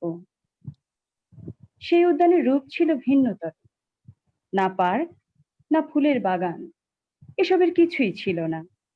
শুধু একখণ্ড অখণ্ড আকাশ যেরকম, সেরকম দিগন্ত প্লাবিত ধুধু মাঠ ছিল দুর্বাদলে ঢাকা, সবুজে সবুজময়। আমাদের স্বাধীনতা প্রিয় প্রাণীর সবুজ এসে মিশেছিল এই ধুধু মাঠের সবুজে। কপালে, কবজিতে লাল শালু বেঁধে এই মাঠে ছুটে এসেছিল কারখানা থেকে লোহার শ্রমিক। লাঙলে জোয়াল কাঁধে এসেছিল ঝাঁকে বেঁধে উলঙ্গ কৃষক। পুলিশের অস্ত্র কেড়ে নিয়ে এসেছিল প্রদীপ্ত যুবক। হাতের মুঠোয় মৃত্যু, চোখে স্বপ্ন নিয়ে এসেছিল মধ্যবিত্ত, নিম্ন মধ্যবিত্ত, করুণ কেরানি, নারী, বৃদ্ধ, বেশ্যা, ভবঘুরে আর তোমাদের মতো শিশু পাতাকুড়ানিরা দল বেঁধে। একটি কবিতা পড়া হবে, তার জন্যে কি ব্যাকুল প্রতীক্ষা মানুষের। কখন আসবে কবি, কখন আসবে কবি? শত বছরের শত সংগ্রাম শেষে রবীন্দ্রনাথের মতো দৃপ্ত পায়ে হেঁটে অতঃপর কবি এসে জনতার মঞ্চে দাঁড়ালেন। তখন পলকে দারুণ ঝলকে তরিতে উঠিল জল, হৃদয়ে লাগিল দোলা, জনসমুদ্রে জাগিল জোয়ার, সকলে দুয়ার খোলা। কে রোধে তাহার বজ্র কণ্ঠবাণী? গণসূর্যের মঞ্চ কাঁপিয়ে কবি শোনালেন তার অমর কবিতা খানি। এবারের সংগ্রাম আমাদের মুক্তির সংগ্রাম, এবারের সংগ্রাম স্বাধীনতার সংগ্রাম। সেই থেকে স্বাধীনতা শব্দটি আমাদের। আসলেই সত্যিই তাই, সেই থেকেই স্বাধীনতা বঙ্গবন্ধুর শব্দটি স্মৃতি আমাদের। প্রতি শ্রদ্ধা জানিয়ে করলাম, করতে খুব ইচ্ছে হলো। চমৎকার চমৎকার চমৎকার। ধন্যবাদ। আমরা আবার ঘুরে আসছি কাজী মাহতাব সুমন ভাইয়ের কাছে। ভাইয়া শুনতে পাচ্ছেন? হ্যাঁ, শুনতে পাচ্ছি। আমাকে শোনা যাচ্ছে তো? হ্যাঁ, শুনতে পাচ্ছেন। ভাইয়া একটু একটা ব্যাপারে একটু জানতে চাইবো। এটা আসলে আমার একটা কৌতূহল, এটা আসলে প্রশ্ন ঠিক বলবো না। সেটা হচ্ছে, আপনি তো প্রচুর কাজ করছেন ভাইয়া, প্রশিক্ষক হিসেবে আপনি বিভিন্ন সংগঠনের আমন্ত্রণে কাজ করছেন, অনলাইনেও আপনি কাজ করে চলেছেন। এখন এই যে এখন যে তরুণ প্রজন্ম, আমি বয়সে তরুণ যারা তাদেরকে বোঝাচ্ছি, এই যে তরুণ প্রজন্ম, এদের সাথে কাজ করার অভিজ্ঞতাটা যদি একটু আমাদেরকে বর্ণনা করেন। কারণ ওরা তো আসলে প্রচন্ড অস্থির, কোনো কিছুতে আগ্রহ পায় না, ফোকাস করতে পারে না কোনো কিছুতে, মানে সবকিছু নিয়েই। এই যে তরুণ প্রজন্মকে নিয়ে আপনি কাজ করছেন, বাচিক শিল্প নিয়ে আপনি কিভাবে ওদেরকে আপনি এই জায়গাটা নিয়ে কাজ করছেন, সেটা যদি আমাদেরকে একটু বলেন। এই প্রশ্নটা তো তুমি তরুণ, তুমি করেছো, আর আমিও তরুণ। আমি তো আসলে মনে করি যে যারা আমরা সময়ের সঙ্গে, সকল বিষয়ের সঙ্গে অভ্যস্ত হয়ে যাই, আমরা কিন্তু সময়কে ধারণ করি। তাই যে আমার বয়স, শারীরিক বয়স যতই হোক না কেন, আমিও কিন্তু মানসিক ভাবে তরুণ। আমি তোমাদের বয়সে সবার কিভাবে কথা বলো, কিভাবে কথা বলো তোমরা, তোমার কি বলে যে প্রকাশ ভঙ্গিগুলো কি, এগুলো কিন্তু আমি বন্ধুর মতো মিশি। আমার একটা মেয়ে, ও পড়ে থিয়েটার নিয়ে, ও, ওর বন্ধুরা আমার বন্ধু, ও আমার বন্ধু, ওদের মধ্য দিয়ে আমি দেখি। আমার একটা প্রযোজনা 27টি মঞ্চায়ন হয়েছে, সেটা আমি 2000 সাল থেকে শুরু করেছিলাম, মহাভারত থেকে, প্রাগ যুগে পুরোভাগে নামে। তো লাস্ট দুটো শোতে, গত বছর ভারত বাংলাদেশের সবচেয়ে বৃহৎ সাংস্কৃতিক উৎসব গঙ্গা যমুনা উৎসবে আমার এই প্রযোজনাটি নির্বাচিত হয়েছিল দর্শনের বিনিময়ে। তো সেই গঙ্গা যমুনা উৎসবের ওই প্রযোজনাটি মোটামুটি মঞ্চে ডিরেকশন করেছে আমার মেয়ে। মানে ও ওর বয়স হচ্ছে যে 22 বছর।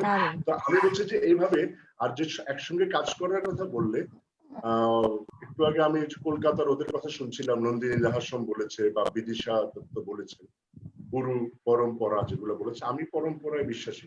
সংগঠন এটা একটা আলাদা প্রসেস, কিন্তু আমি আমরাই সংগঠন তৈরি করেছি। বাংলাদেশের সাংগঠনিক আবৃত্তি চর্চার শুরুর ভাগে যদি 20-50 জন মানুষের নাম থাকে, ওখানে আমার নামও থাকবে বয়সের জায়গা থেকে। অবশ্যই অবশ্যই। তো সেই দিক থেকে আমরা সংগঠন, আমার নিজের তৈরি করা সংগঠনের বয়স প্রায় 3 দশক, 29 বছর হয়েছে। তো এরকম আর কি। তো সেখান থেকে দেখেছি যে আমরা শুরু করেছি, প্রসিডিউর গুলো আমরা করেছি, তখন যা চাহিদা ছিল তা করেছি। এর 1 দশক পরে যেভাবে বদলে গিয়েছে, সেই বদলানোর সঙ্গে যুক্ত হয়েছি। এমনকি এখানে যে আছে মুজাহিদ, তারুণ্যের উচ্ছ্বাস, ওরা যখন কাজ শুরু করলো, হ্যাঁ কাজ করেছি, মানে একটানা বহু বছর। ওদের সকল প্রশিক্ষণ কর্মশালায় সম্ভবত 2017 সাল পর্যন্ত আমি নিয়মিত ছিলাম। তো আমি কাজ করে গেছি বিশ্ববিদ্যালয়গুলোতে। বাংলাদেশের যে বিশ্ববিদ্যালয়গুলো আছে, জাহাঙ্গীরনগর বিশ্ববিদ্যালয়, শাহজালাল বিশ্ববিদ্যালয়, কুমিল্লা বিশ্ববিদ্যালয়, হ্যাঁ জগন্নাথ বিশ্ববিদ্যালয়, ওখানে যে আবৃত্তি দলগুলো আছে না, কি অবাক কারণে আমি জানি না, আমাকে ওরা পছন্দ করে। ওদের কর্মশালাগুলোতে অন্তত আমি নিয়মিত গত 5-7 বছর ধরে, জেনারেশনের সঙ্গে আমার কানেক্টিভিটি আছে এই জায়গা থেকে। তো ওদের ভাষাটা, ওদের আনন্দের প্রকাশ ভঙ্গিগুলো আমি বুঝি, আমি খুব সহজে যুক্ত হতে পারি। এখানে আমার কোনো স্টারডম কাজ করে না। আমি ওদের সঙ্গে মাঠের ঘাসের মধ্যে বসে বাদাম খাই। হ্যাঁ, এমনও হয়েছে, যেমন আমি নজরুল ইনস্টিটিউটের প্রশিক্ষক। এই যে আজকে এখানে লাইভে যুক্ত হওয়ার আগে কয়েকজন গার্ডিয়ান, কয়েকজন আমার ছাত্রছাত্রীরা আমাকে ফোন করেছে। যেমন কালকে রাতে আমাকে আমার একটা ছাত্রী ফোন করেছে, ও এসএসসি পাস করেছে, ও মেধাবৃত্তি পেয়েছে। ও করে প্রথম আমাকে ফোন দিয়ে বললো যে স্যার, আমি মেধাবৃত্তি পেয়েছি, তা আমার মা বলছে এটা ফেসবুকে দেবে, তো এটা আগে আপনার কাছে অনুমোদন দিচ্ছি। আমি যে পরম্পরার কথা বললাম, আমি ঠিক এভাবেই আমার শিক্ষার্থীদেরকে তৈরি করছি। এবং আমার নজরুল ইনস্টিটিউটের শিক্ষা বর্ষ, মানে আমার সিনিয়র ব্যাচও আছে, আবার জুনিয়র ব্যাচও আছে। ওরা এক বছর মেয়াদী, 2 বছর মেয়াদী কোর্সে কাজ করছে এবং দীর্ঘদিন। আরেকটা কথা আমি বলতে চাই, বাংলাদেশের আবৃত্তির অঙ্গনে যে হাতে গোনা, আমি নাম বলবো না, হাতে গোনা 2-4 জন 5 জন মানুষ হয়তো হবে যারা ফুল টাইমার আবৃত্তির অঙ্গনে। সেই মুষ্টিমেয় কয়েকজন মানুষদের মধ্যে আমি এটা নিয়ে গর্বিত, আমি একজন ফুল টাইমার। আমার নেশা, পেশা, যা কিছু জ্ঞান পুরোটাই এটা। তাই আমার সঙ্গে কানেক্ট হওয়ার উচিত ছিল।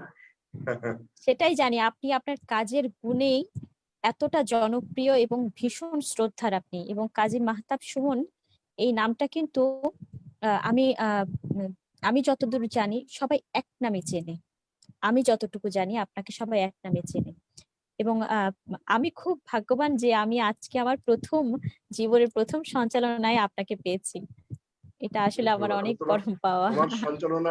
তোমার সঞ্চালনা আমি প্রথম শুনছি, ভীষণ ভালো লাগছে, এত সাবলীল।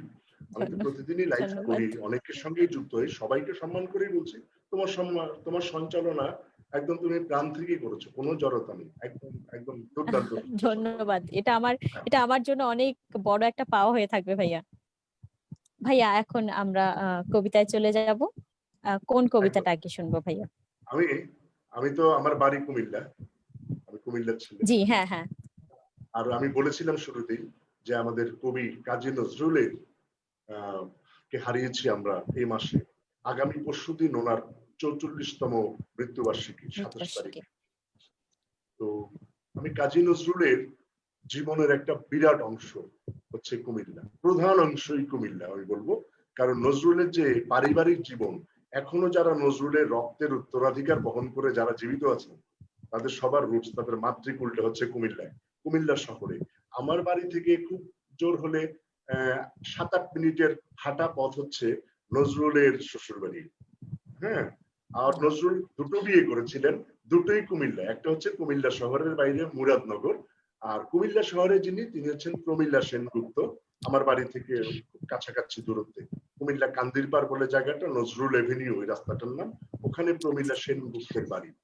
তো আমি নজরুলের ওই কবিতাটি পড়ছি, যেটা নজরুল তো আসলে আমরা বিদ্রোহী বলি, সাম্যের কবি বলি, হ্যাঁ, তারপর উনি শ্যামা সঙ্গীত লিখেছেন, ইসলামী গজল লিখেছেন, মানে দুর্দান্ত হাম নাম লিখেছেন, হ্যাঁ, উনি যেখানে একবার বলেছেন যে আমার হাতে কালি মুখে কালি, আমার কালি মাখা ডলার দেখে পাড়ার লোকে হাসে খালি, আবার উনি বলছেন মসজিদেরই পাশে আমার অবর্তীয় ভাই।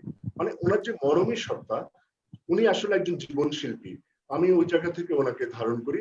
উনি প্রেমী, জীবন প্রেমী, প্রকৃতি প্রেমী, স্রষ্টা প্রেমী, প্রেমী পুরুষ তিনি। হ্যাঁ, উনি আসলে যতটা দ্রোহ, প্রতিটা দ্রোহের অভ্যন্তরেই থাকে একটা প্রেম, প্রেম ছাড়া দ্রোহ হয় না। তো নজরুলের প্রেম ছিল যে কোনো গতি প্রকৃতি জীবনের সকল যাপনের মধ্যে ওনার প্রেম ছিল।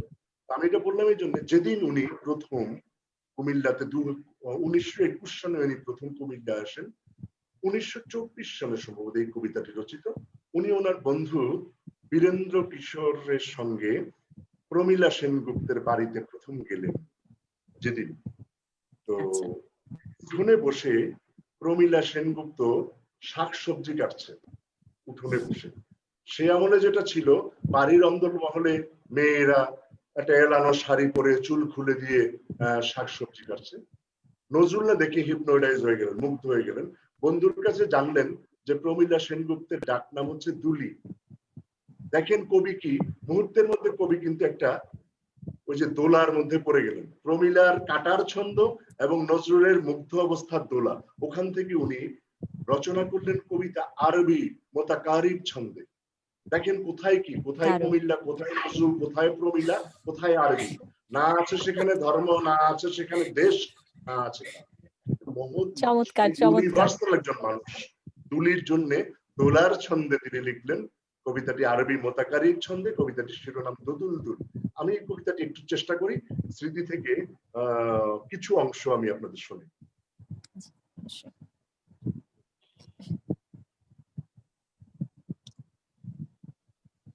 প্রমীলা সেনগুপ্ত দুলিকে নিয়ে লেখা দোদুল দুল।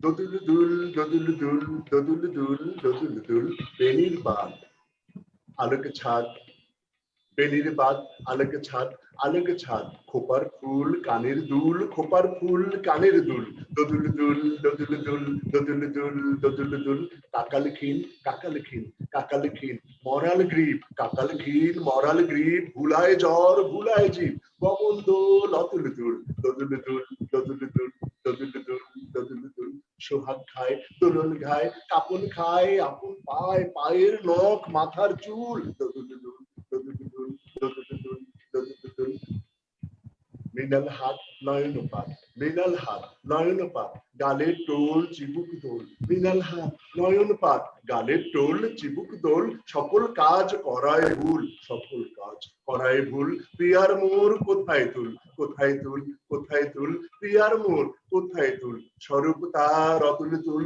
প্রিয়ার মোর কোথায় তুল, কোথায় তুল কোথায় তুল, প্রিয়ার মোর কোথায় তুল, দোদুল দুল দোদুল দুল দোদুল দুল দোদুল দুল। দারুণ, চমৎকার, অসাধারণ। ভাইয়া এরপরে আমরা কোন কবিতাটা শুনবো? হ্যাঁ, এরপরে আমি যেখানে যাচ্ছি, আমি যে একটু আগে বলছিলাম আমার একটি প্রিয় প্রযোজনা, মূলত আমি তার আবৃত্তি হচ্ছে আমার একটা প্রকাশের মাধ্যম। আসলে আমি নিজেকে মনে করি যে জীবনটা সৃষ্টিকর্তা যে আমাদেরকে বানিয়েছেন না, ইউনিভার্সটা তৈরি করেছেন, এটাই হচ্ছে একটা শিল্প। আমরা নিজেরাই একটি শিল্পকর্ম। তো এটার প্রকাশ ঘটাই, দায় মোচন করি, জীবন থেকে যা কিছু নেই, যা কিছু শুনি সেটাই বলি। তাই আমি সবসময় বলি, আমার একটা প্রিয় কথা যে কবিতা বলি না আমি, আমি জীবনের গল্পগুলো বলি। আমার কাছে কবিতা কোনো বিশেষ ব্যাপার না।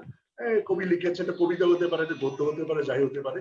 এরকম কিশোর বেলায় আমি যখন প্রথম কিশোর মহাভারত পড়ি, আমি জানি না কি জন্য যেন আমার সকল মহাবীরদের মধ্য থেকে কর্ণের জন্য আমার চোখে জল চলে এসেছিল সেই কিশোর বেলায়।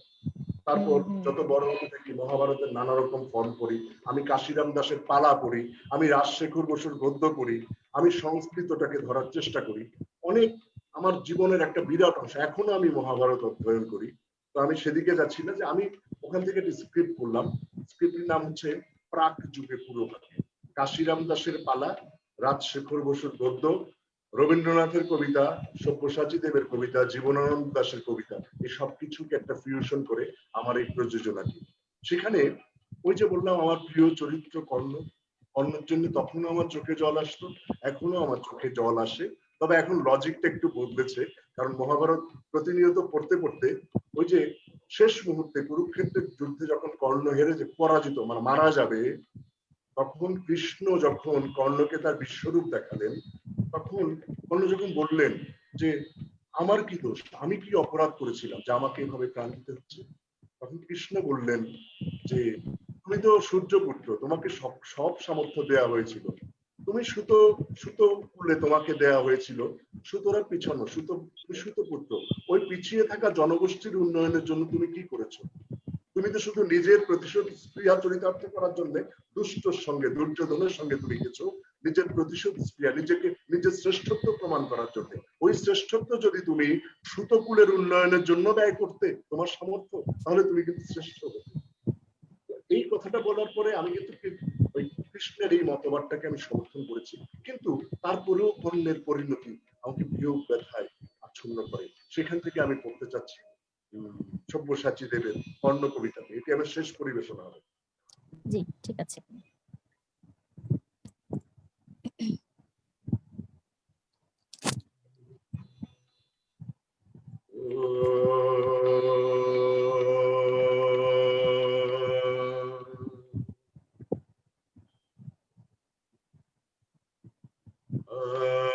यदा यदा हि धर्मस्य ग्लानिर्भवति भारत अभ्युत्थानम् अधर्मस्य तदात्मानं सृजाम्यहम् परित्राणाय साधूनां विनाशाय च दुष्कृतां धर्म संस्थापनार्थाय सम्भवामि युगे युगे।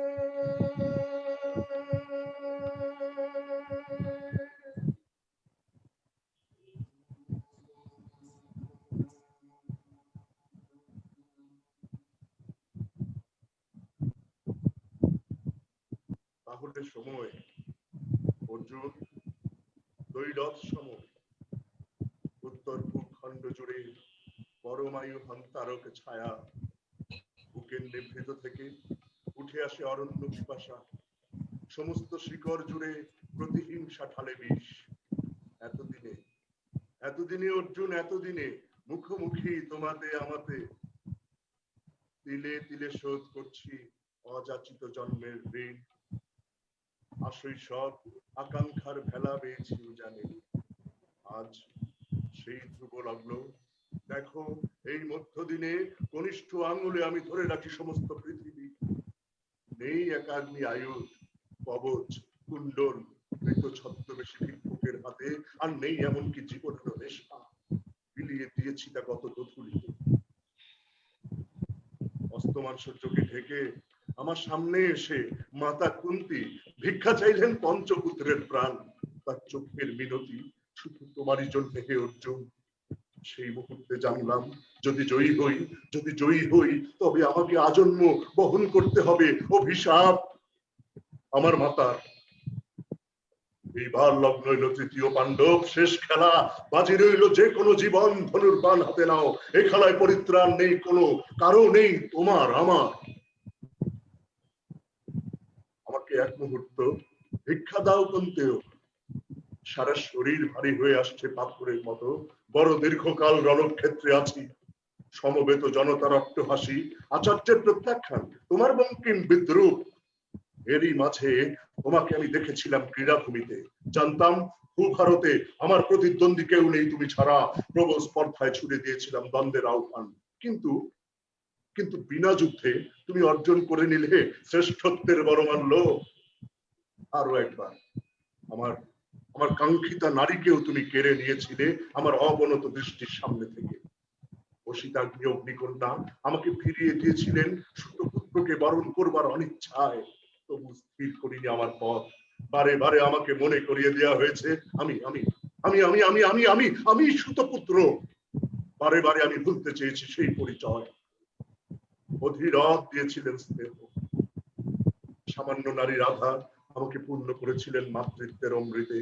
আর প্রতি মুহূর্তে সেই ভালোবাসা আস্বাদন করতে করতে আমি ভেবেছি এখানে নয়, এখানে নয়, এখানে নয়, আমার স্থান পাণ্ডু রাজগৃহে। যা কিছু আমার আকাঙ্ক্ষা তাই আমাকে অর্জন করতে হয়েছে মিথ্যার আড়ালে। ব্রাহ্মণের ছদ্মবেশে পেয়েছি শস্ত্র জ্ঞান, বিদ্রুপের প্রতিবাদে বজ্র মুষ্টি তুলে ছেড়ে আসেনি ক্রীড়াভূমি। দুর্যোধনের অনুগ্রহ বরণ করে আত্মবঞ্চনার মোহে নিজেকে ভুলিয়ে বসেছি ছদ্ম ক্ষত্রিয় সিংহাসনে, বিনিময়ে বিলিয়ে দিয়েছি আমার স্বাধীনতা।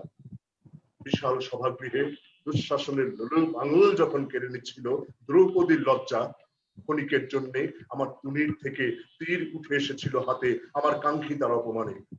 পরক্ষণেই করতালিতে ব্যস্ত হয়েছে দুহাত, কেননা দুর্যোধন আমার উপকারী বান্ধব, আমার প্রতি মুহূর্তে দুর্যোধনের ভ্রুকুটি স্মরণ করিয়ে দিচ্ছিল আমার কর্তব্য, আর প্রতি মুহূর্তে নিজের অক্ষম ভীরুতাকে ঢেকে রাখবার জন্য উচ্চ রবে প্রচার করেছি আমার সূর্যের অহংকার।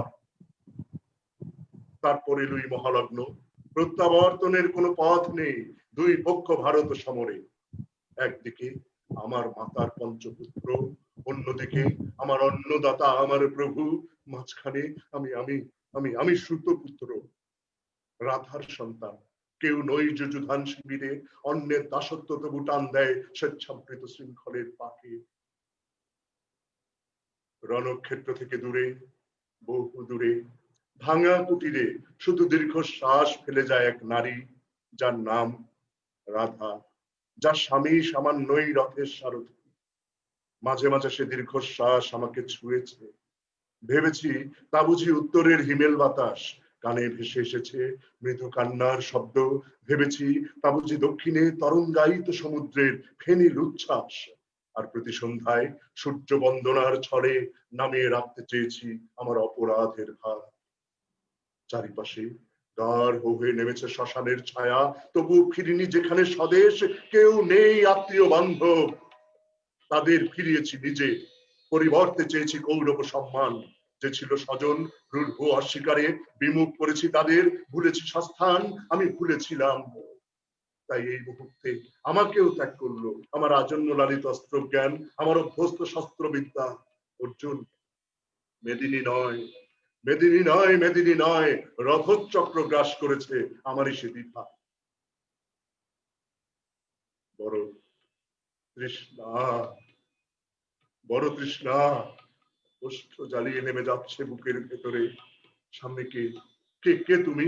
অর্জুন, একটু সরে দাঁড়াও, আমাকে দেখতে দাও বিদায় বেলার সূর্য। আর কার মুখ ঝুঁকে পড়েছে চোখের উপর? আমাকে মার্জনা করবেন পিতা অধীরথ, আমাকে মার্জনা করবেন।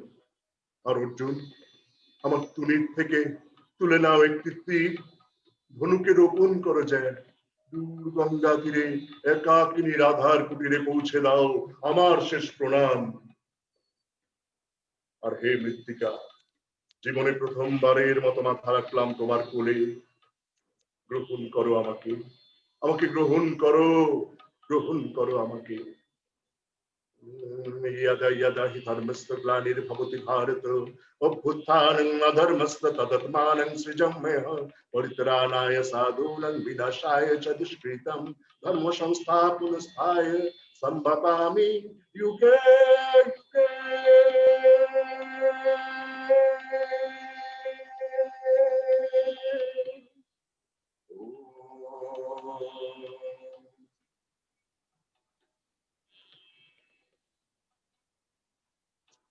ধন্যবাদ।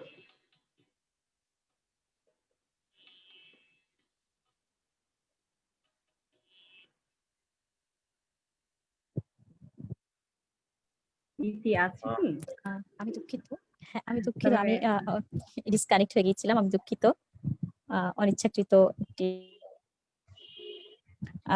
আমরা ধন্যবাদ জানাতে চাই মাহতাব সুমন ভাইয়াকে। আসলে ভাইয়ার কাজের গুণে ভাইয়া যে কতটা পরিচিত, কতটা জনপ্রিয়, ভিন্ন ধরনের একটি পরিবেশন আমরা দেখতে পেলাম। এবং আমার মনে হলো ভাইয়ার দর্শক ধরে রাখার অসাধারণ একটা ক্ষমতা আছে। আমি আমার দর্শকদেরও মনে হয় আজকে ভীষণ উপভোগ করছেন আপনারা প্রত্যেকেই। আমরা চলে যাই পশ্চিমবঙ্গের নন্দিনী লাহাসম দিদির কাছে। দিদি, আমরা আবারও পরপর দুটো কবিতা শুনবো, কোনটা আগে শুনবো? কি হলো, যেভাবে আমার পরে যে সমস্ত কবিতা এলো, বিভিন্ন শিল্পীরা যে সমস্ত কবিতা বললেন, তার মধ্যে আমি একটু অন্য ভেবেছিলাম, তো সেটা ভাবতে ভাবতে একটা অন্যদিকে গেলাম। তো দেখলাম সুমন ভাই যেখানে শেষ করলেন আমি সেখান থেকে শুরু করতে পারি, কোনো অসুবিধে নেই। কারণ কি, বর্ষা বললে তো প্রেমের কথা আসে, বিরহের কথা আসে, আর বিরহের কথা বললে সবার আগে কৃষ্ণ আর রাধার কথা আসে। তো শ্রীকৃষ্ণর একদম একদম মহাভারতের যে অধ্যায় দিয়ে শেষ হয়েছে, তার আগে শ্রীকৃষ্ণকে আমরা যেভাবে চিনেছি, নারুগোপালের পরে তার যে প্রেমিক রূপ, সেখান থেকে কৃষ্ণা বসুর রাধিকা সংবাদ। কৃষ্ণ ভুলবার পর সবাই ভুলেছে তোকে, কেউ আর মনেও রাখেনি। গোঠে মাঠে বাটে ধবলি চড়াই রাই, তোমার প্রেমের কি বা জানি। সত্যি কিছু জানতো না তো সে, শুধু শিকারের লোভে, শুধু জয়ের নেশায় এসেছিল। কত তার কাকুতি মিনতি, কত তার রাজ্যপাট মথুরা বিলাস, কত তার বৃন্দা সখী সত্যভামা রুক্মিণী সুন্দরী। তার জীবন যাপন জুড়ে জেগে ওঠে ঐশ্বর্যের অদ্ভুত নাটক। তারপর তোর কি যে হলো, প্রবঞ্চিত সর্বহারা একাকী নায়িকা। তোকে ভুলে, তোকে ফেলে সে তো বেশ রাজ অধিরাজ সেজে মহাকাব্যটির প্রধান পুরুষ হয়ে প্রচন্ড প্রতাপে বেঁচে আছে আজও। বাঁশির প্রতাপে তুই ভেসে ভেসে, সুরের সম্মোহে তুই ভেসে গিয়েছিলি সরলা ঘোষিত। রাত্রির নেশায় তুই কোনোদিন আপন আঁচলখানি বিজয় পতাকা করে ওড়াসনি। রাজার নন্দিনী, রাজার দুলালি তুই, তোর কোনো রাজ্যপাট নেই, শুধু কানু, ভুল কানু। ভুল নায়কের জন্য তোর সত্য কান্না, সত্য কার চূড়ান্ত আবেগ হয়ে বেঁচে আছে। তোকে আর কেউ খুঁজে পায়নি রাধিকা। তোর জন্য কষ্ট হয়, তোর জন্য মায়া হয়, তোর উপর ক্রোধ হয় খুব। কৃষ্ণ ভুলবার পর কি তোর রইল মেয়ে, কি তোর রইল বলার?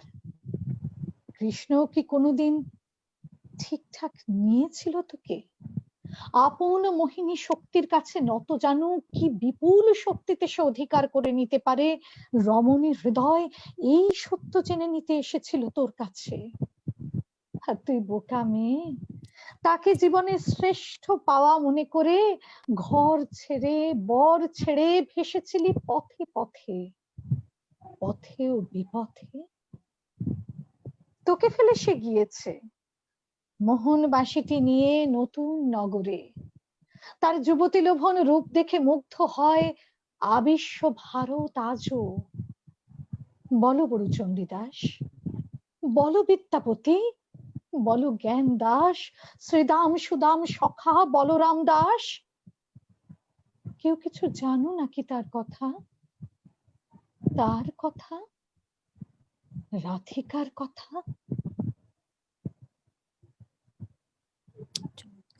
অসাধারণ, চমৎকার আর দিদি আসলে। হ্যাঁ, রাধিকাকে আমরা ভুলতে পারি না, বিশেষ করে মেয়েদের কাছে। আমরা যারা মানে প্রেমের দেবতা হিসেবে যতই আমরা কৃষ্ণের কথা বলি, কৃষ্ণের এই ছেড়ে যাওয়া তাকে আমরা ভুলতে পারি না। রাধিকার সেটাই। জন্য আমাদের মায়া হয়, তার উপর ক্রোধ মায়া হয়। হ্যাঁ, সত্যি কথাই। দিদি, এরপরে আমরা কোন কোন কবিতাটা হ্যাঁ, শুনবো? এরপরে যে কবিতায় যাব সেটি আমার শেষ অ্যালবামে ছিল, রূপক চক্রবর্তীর কবিতা দুজনের দেখা হলো।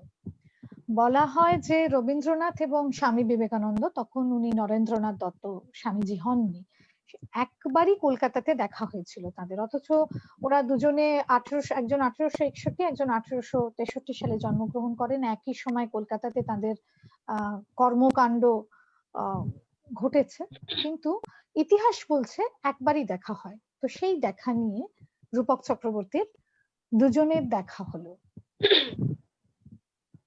শ্রাবণ মাসে দুপুর গড়িয়েছে খানিক অপরাহ্নের দিকে। বাতাসে এখন বিদ্যুৎ গর্ভা মেঘ। প্রশস্ত ঘরটির এক প্রান্তে বসে আছে অনিন্দ কান্তি এক পুরুষ। তার দুপাশে এসরাজ, খঞ্জনী ও পাখোয়াজ বাদক। রূপবান এই যুবকটির নাম রবীন্দ্র। তিনি গান তোলাতে এসেছেন ৩-৪টি যুবাকে। রবীন্দ্র নিজেই লেখেন, সুর বসান, খুব বেশি লোক শুনে নিয়ে গান। তবু যুবাদের মধ্যে যে সবচেয়ে দীপ্যমান, হীরের মতো ছকমক করছে চোখ, সে আচমকা গেয়ে ওঠে, তোমারই করিয়াছি জীবনেরও ধ্রুবতারা। কিছুকাল পূর্বে রচিত এই গান কেমন করে জানলো এই যুবা? বিস্মিত হন স্রষ্টা। এমন ভারী দানাদার গলা, এত নিখুঁত সুরজ্ঞান রবীন্দ্র বিশেষ শোনেননি। তার চেয়ে বয়সে ছোট এই ছেলেটির বাড়ি শিমলে পাড়ায়, নাম নরেন দত্ত। গান শুনতে শুনতে রবীন্দ্র অন্যমনস্ক হয়ে পড়েন। এটা লেখা কাদম্বরী বৌঠানকে নিয়ে। চারপাশ এখন ছায়াচ্ছন্ন করে দিচ্ছে বাদল মেঘ। জানালা দিয়ে আসছে ঠান্ডা ঠান্ডা হাওয়া। প্রকৃতি এখন শ্যামল কান্তি। নরেন গাইছে এক আকুতি থেকে, যেন সে ঈশ্বর অভিলাষী। হ্যাঁ, রবীন্দ্র ডুবে যাচ্ছেন স্মৃতিতে। তিনি ভাবছেন এক রক্ত মাংসের মানবীর কথা, অনেকগুলো গোপন দুপুরের কথা। নরেন ভাবছে করুণাময়ের উদ্দেশ্যে রচিত পরের পদগুলো। দুজন ভাবছে সম্পূর্ণ ভিন্ন দিকে। এ প্রেম ভাবছে তো ভক্তি, এ বিরহ ভাবছে তো নিবেদন। দুজনের আর কোনো দিন দেখা হবে না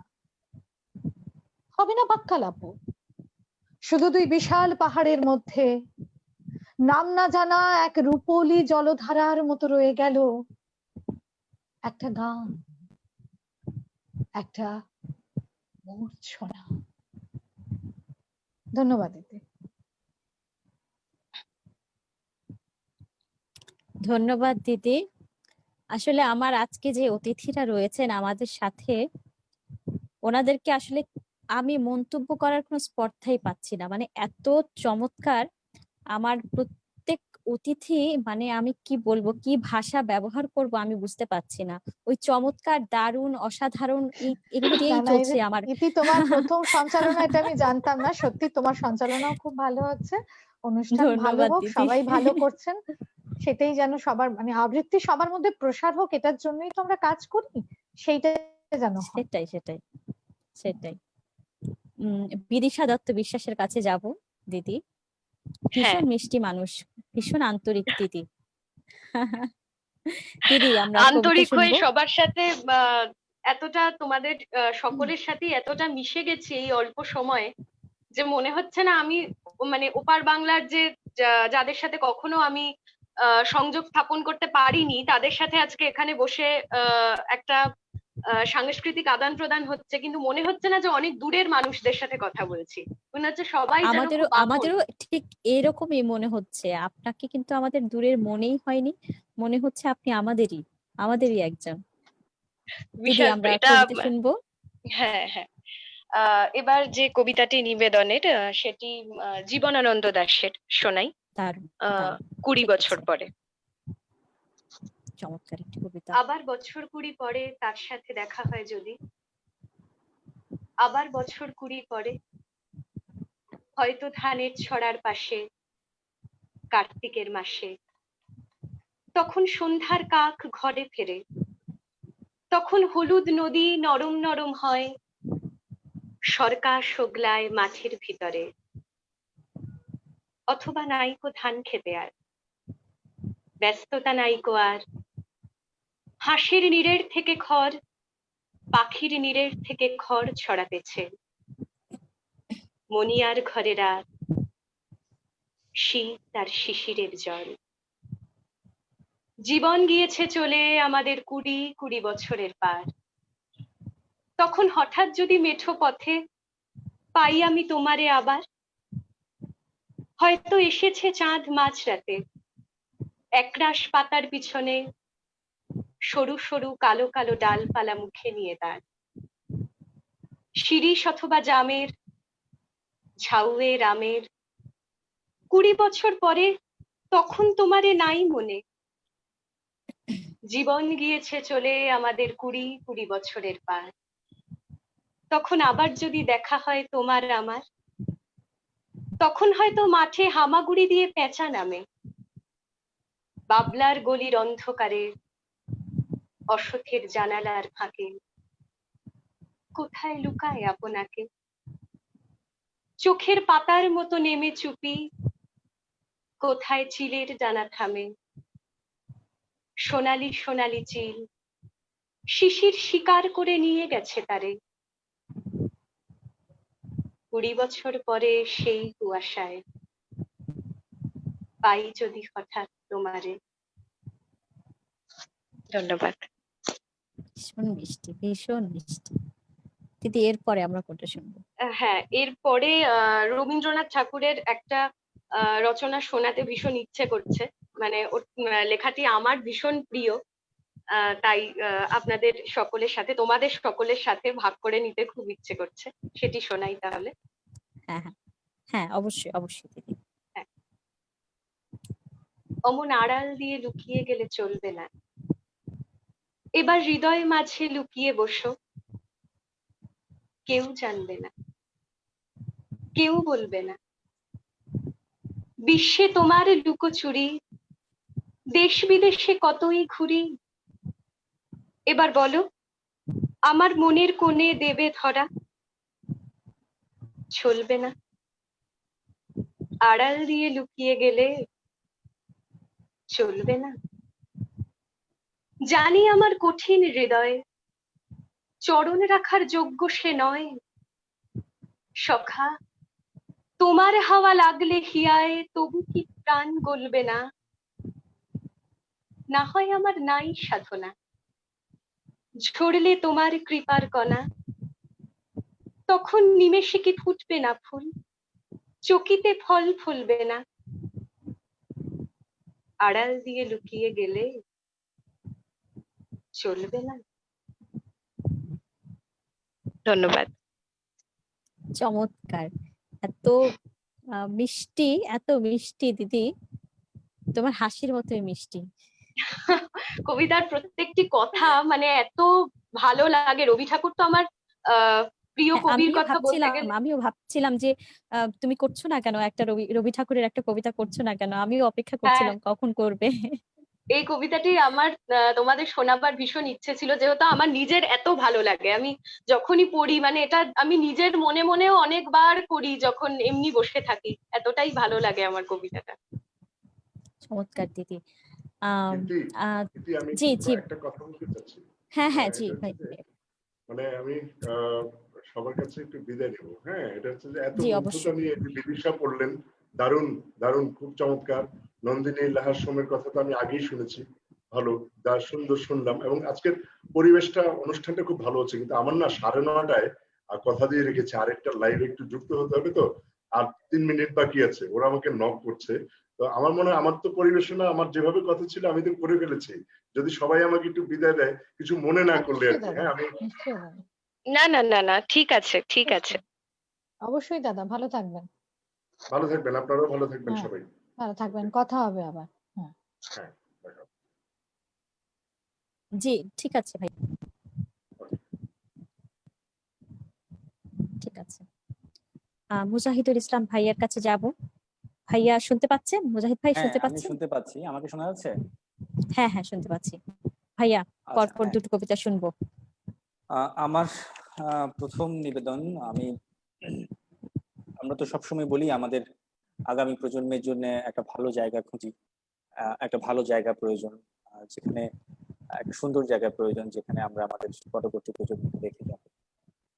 তেমনি একটি বিষয় নিয়ে, অর্থাৎ আসলে এই যে আমরা হ্যাঁ খুঁজে বেড়াই যে একটা ভালো জায়গা, একটা সুন্দর জায়গায়, একটা সুন্দর পরিবেশ, একটা সুন্দর পৃথিবী রেখে যাব আমার সন্তানদের জন্য, বা আমাদের আগামী হ্যাঁ, রাজকন্যার জন্য আমরা হ্যাঁ রাজকন্যার আমাদের জন্য একটা আগামীর সুন্দর আগামীর জন্য আমাদের তো যেই সেই জায়গা থেকে সুবোধ সরকারের একটি কবিতা, ভালো জায়গাটা কোথায়। সুবোধ সরকার। দুপুরে ঘুম থেকে উঠে আমার 3 বছরের ছেলে বলল, বাবা আমাকে একটা ভালো জায়গায় নিয়ে যাবি। আমি চমকে তাকালাম 3 বছরের দিকে, 3 বছরের চোখের দিকে, 3 বছরের ঠোঁটের দিকে, ফুটে ওঠা বিন্দু বিন্দু ঘামের দিকে। আমি বললাম, চিড়িয়াখানাটা নিয়ে আয়, সিংহটার খুব খিদে পেয়েছে, বাঘটা তাড়া করছে হরিণকে। সে বলল, না আমাকে একটা ভালো জায়গায় নিয়ে যাবি, চল একটা ভালো জায়গায়। পাশের ঘরে গিয়ে একটু কাঁদলো, বন্দুক চালালো, তারপর কোথা থেকে কার্ল মার্কসের একটা ছেঁড়া ক্যালেন্ডার এনে বলল, এই দাদুটাকেও নিয়ে যাব ট্রেনে করে, নৌকো করে। এই বাবা, বাবা একটা ভালো জায়গায় নিয়ে যাবি। ভিক্টোরিয়া এনে দিলাম। সে বলল, না এটা ভালো না। গঙ্গার ঘাটে নিয়ে এলাম। বললো, এটা তো নদী। আইসক্রিম ধরিয়ে দিলাম। সে ঘ্যান ঘ্যান ঘ্যান ঘ্যান করেই চললো। বিরক্ত হয়ে 8টা নাগাদ বাড়ি ফিরে দেখি তখনও মেঝেতে গড়াগড়ি খাচ্ছেন ছেঁড়া কার্ল মার্কস। ছেলেকে বললাম, শোন, এই দাদুটাও আমাদের একটা ভালো জায়গায় নিয়ে যাবে বলেছিল। সেই রবিবারে কোনো ট্রেন ছিল না, নৌকো ছিল না। মিনিট 2 চুপ। তারপর কি ভাবলো কে জানে, আবার ঘ্যান ঘ্যান ঘ্যান ঘ্যান করলো। বল দিলাম, রোবট দিলাম, জাহাজ দিলাম, চর বসাবো কিনা ভাবছি।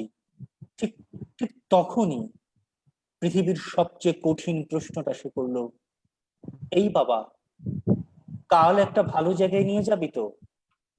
কাল।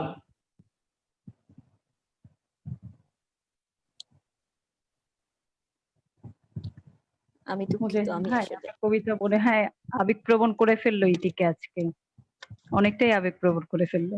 না আসলে আমরা তো সবসময় ধন্যবাদ। ভালো জায়গায় খুঁজি আমাদের সন্তানদের জন্য। আমরা এই ভালো এটাই পৃথিবী, এটাই আবেগের হ্যাঁ, জায়গা এখন। একটা ভালো পৃথিবী রেখে যেতে চাই।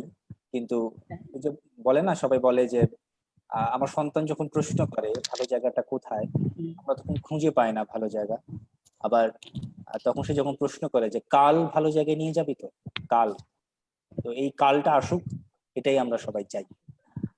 আমি এই দ্বিতীয় প্রত্যাশাটা নিবেদনটা করছি। সবার। হ্যাঁ, আমি দ্বিতীয় নিবেদনটা করছি আরেকটি বিষয়, সেটি হলো ভারত বাংলাদেশ শুধু নয়, এই উপমহাদেশ জুড়েই ধর্মের ঝান্ডা চলছে, ধর্মের নামে হানাহানি চলছে।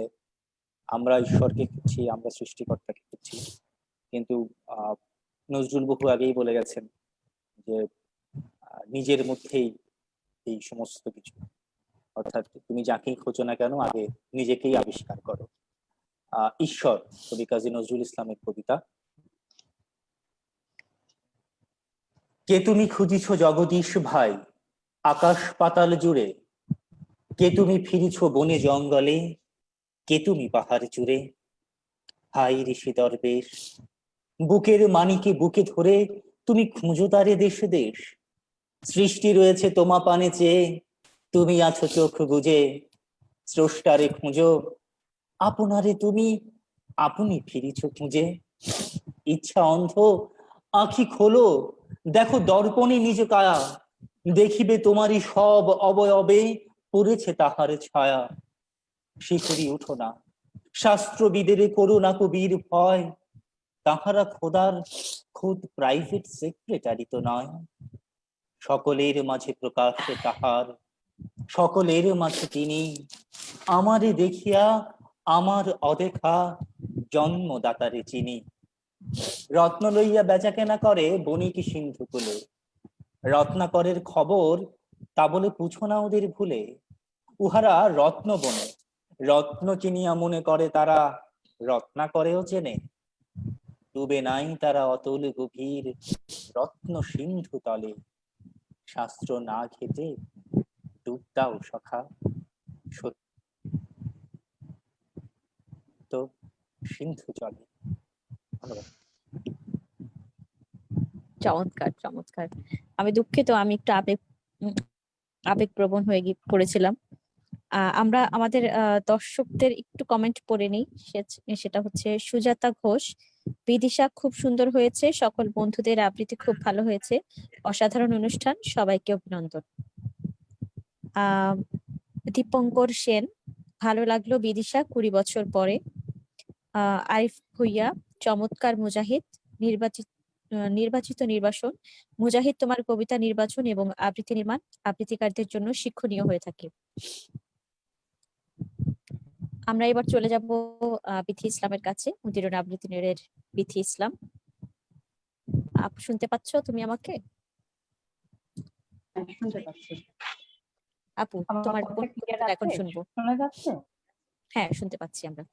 শুনতে পাচ্ছি। যেহেতু শেষ পরিবেশনা, আমি সবাইকে ধন্যবাদ জানাচ্ছি। এত সুন্দর সময় কেটে যাবে বুঝতে পারি। আমার খুব ভালো লেগেছে। দুজন নন্দিনী দি এবং বিদিশা দিকে অসংখ্য ধন্যবাদ। এত ব্যস্ত তো সময়, অবশ্যই ব্যস্ততার মাঝে আমাদেরকে সময় দিয়েছেন। মুজাহিদ ভাইকে আর মাহাতো ভাইকে ধন্যবাদ দেবার আগেই হয়তো ব্যস্ততার কারণে চলে গেছেন। আমি আমার এবারে পরিবেশনায় আমি সুনীল গঙ্গোপাধ্যায়ের ডাকঘরের অমর লিখছি।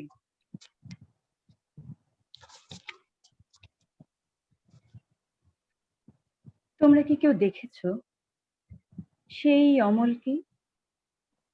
ওগো দইওয়ালা, তুমি তো পাড়ায় পাড়ায় দই নিয়ে ঘোরো, কত মানুষের বাড়ি বাড়ি যাও, দেখনি যখন দূরের পাহাড়ে বৃষ্টি নামে, ঝর্ণার পাড়ে খেলা করে প্রজাপতি, অমলকে মনে পড়ে। ওগো পাখিওয়ালা, তুমি তো দেশে দেশে ফেরো, অচেনা দেশের অচেনা পাখিরা জানে অমলের কথা। যেখানে যাও একবার খুঁজে এসো, যদি অমলের দেখা পাও। তোমরা সবাই বলো সুধা তাকে আজও ভোলেনি। কবিতাটা তো চমৎকার একটি কবিতা সুনীলের। আপু, ভালো এরপর লাগে। শুনবো।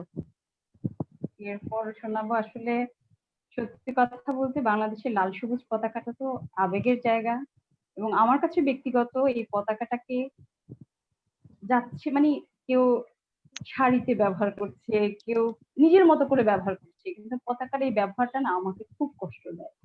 আমি জানি না কেন, আমার খুব খারাপ লাগে। না, এবং আরেকটা কথা যেটা আমি যুক্ত করব অবশ্যই, সেটা হচ্ছে পতাকার ব্যবহারের কিন্তু অনেক নিয়ম কানুন আছে। আমরা কিন্তু না জেনেই, হ্যাঁ, আমরা না জেনেই কিন্তু এটা করি। আমার সেটা দুঃখজনক, অবশ্যই দুঃখজনক। দেখাটা আমার কাছে খুব খারাপ লাগে। আমার কাছে মনে হয় এই পতাকাটা আসলে অনেক কিছুর বিনিময়, তো সেই কারণে আমি রুদ্র মোহাম্মদ শহীদুল্লাহ বাতাসে লাশের গন্ধটা পড়তে চাচ্ছি। এই কবিতাটার জন্য অপেক্ষা করছিলাম আপু, তুমি কখন করবে। আমার ভালো লাগে, আমার অসম্ভব ভালো লাগে, তাই আমি সুযোগটা যেহেতু পেয়েছি ছাড়তে চাইছি না। হ্যাঁ হ্যাঁ, শুনি একটু। ঠিক আছে, আগে করছি। আজও আমি বাতাসে লাশের গন্ধ পাই, আজও আমি মাটিতে মৃত্যুর নগ্ন নৃত্য দেখি, ধর্ষিতার কাতর চিৎকার শুনি, আজ আমি তন্দ্রার ভেতরে। এদেশকে ভুলে গেছে সেই দুঃস্বপ্নের রাত, সেই রক্তাক্ত সময়। বাতাসে লাশের গন্ধ ভাসে, মাটিতে লেগে আছে রক্তের দাগ। এই রক্তমাখা মাটির ললাট ছুঁয়ে একদিন যারা বুক বেঁধেছিল জীর্ণ জীবনের পুঁজে, তারা খুঁজে নেয় নিষিদ্ধ আধার। আজ তারা আলোহীন খাঁচা ভালোবেসে জেগে থাকে রাত্রির গুহায়। এ যেন নষ্ট জন্মের লজ্জায় আড়ষ্ট কুমারী জননী। স্বাধীনতা এ কি তবে নষ্ট জন্ম? এ কি তবে পিতাহীন জননীর লজ্জার ফসল? জাতির পতাকা আজ খামচে ধরেছে সেই পুরনো শকুন। বাতাসে লাশের গন্ধ, নিয়ন আলোয় তবু নর্তকীর দেহে দোলে মাংসের দোকান, মাটিতে রক্তের দাগ, চালের গুদামে তবু জমা হয় অনাহারী মানুষের হাড়।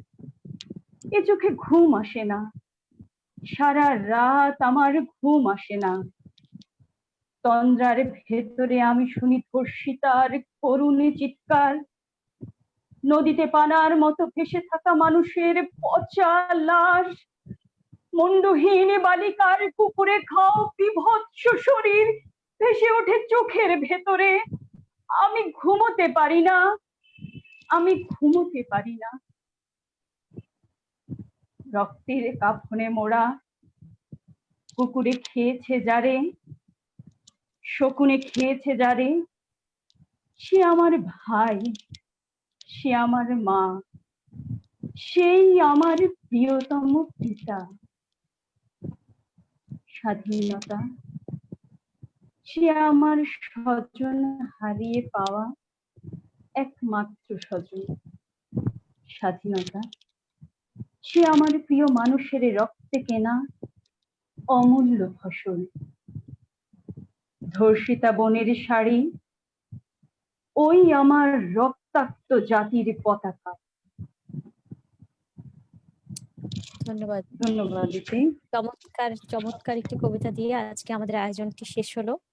আমি আমার অতিথিদেরকে আবারও ধন্যবাদ এবং কৃতজ্ঞতা প্রকাশ করতে চাই। আপনারা অনেকখানি সময় আমাদের জন্য দিয়েছেন।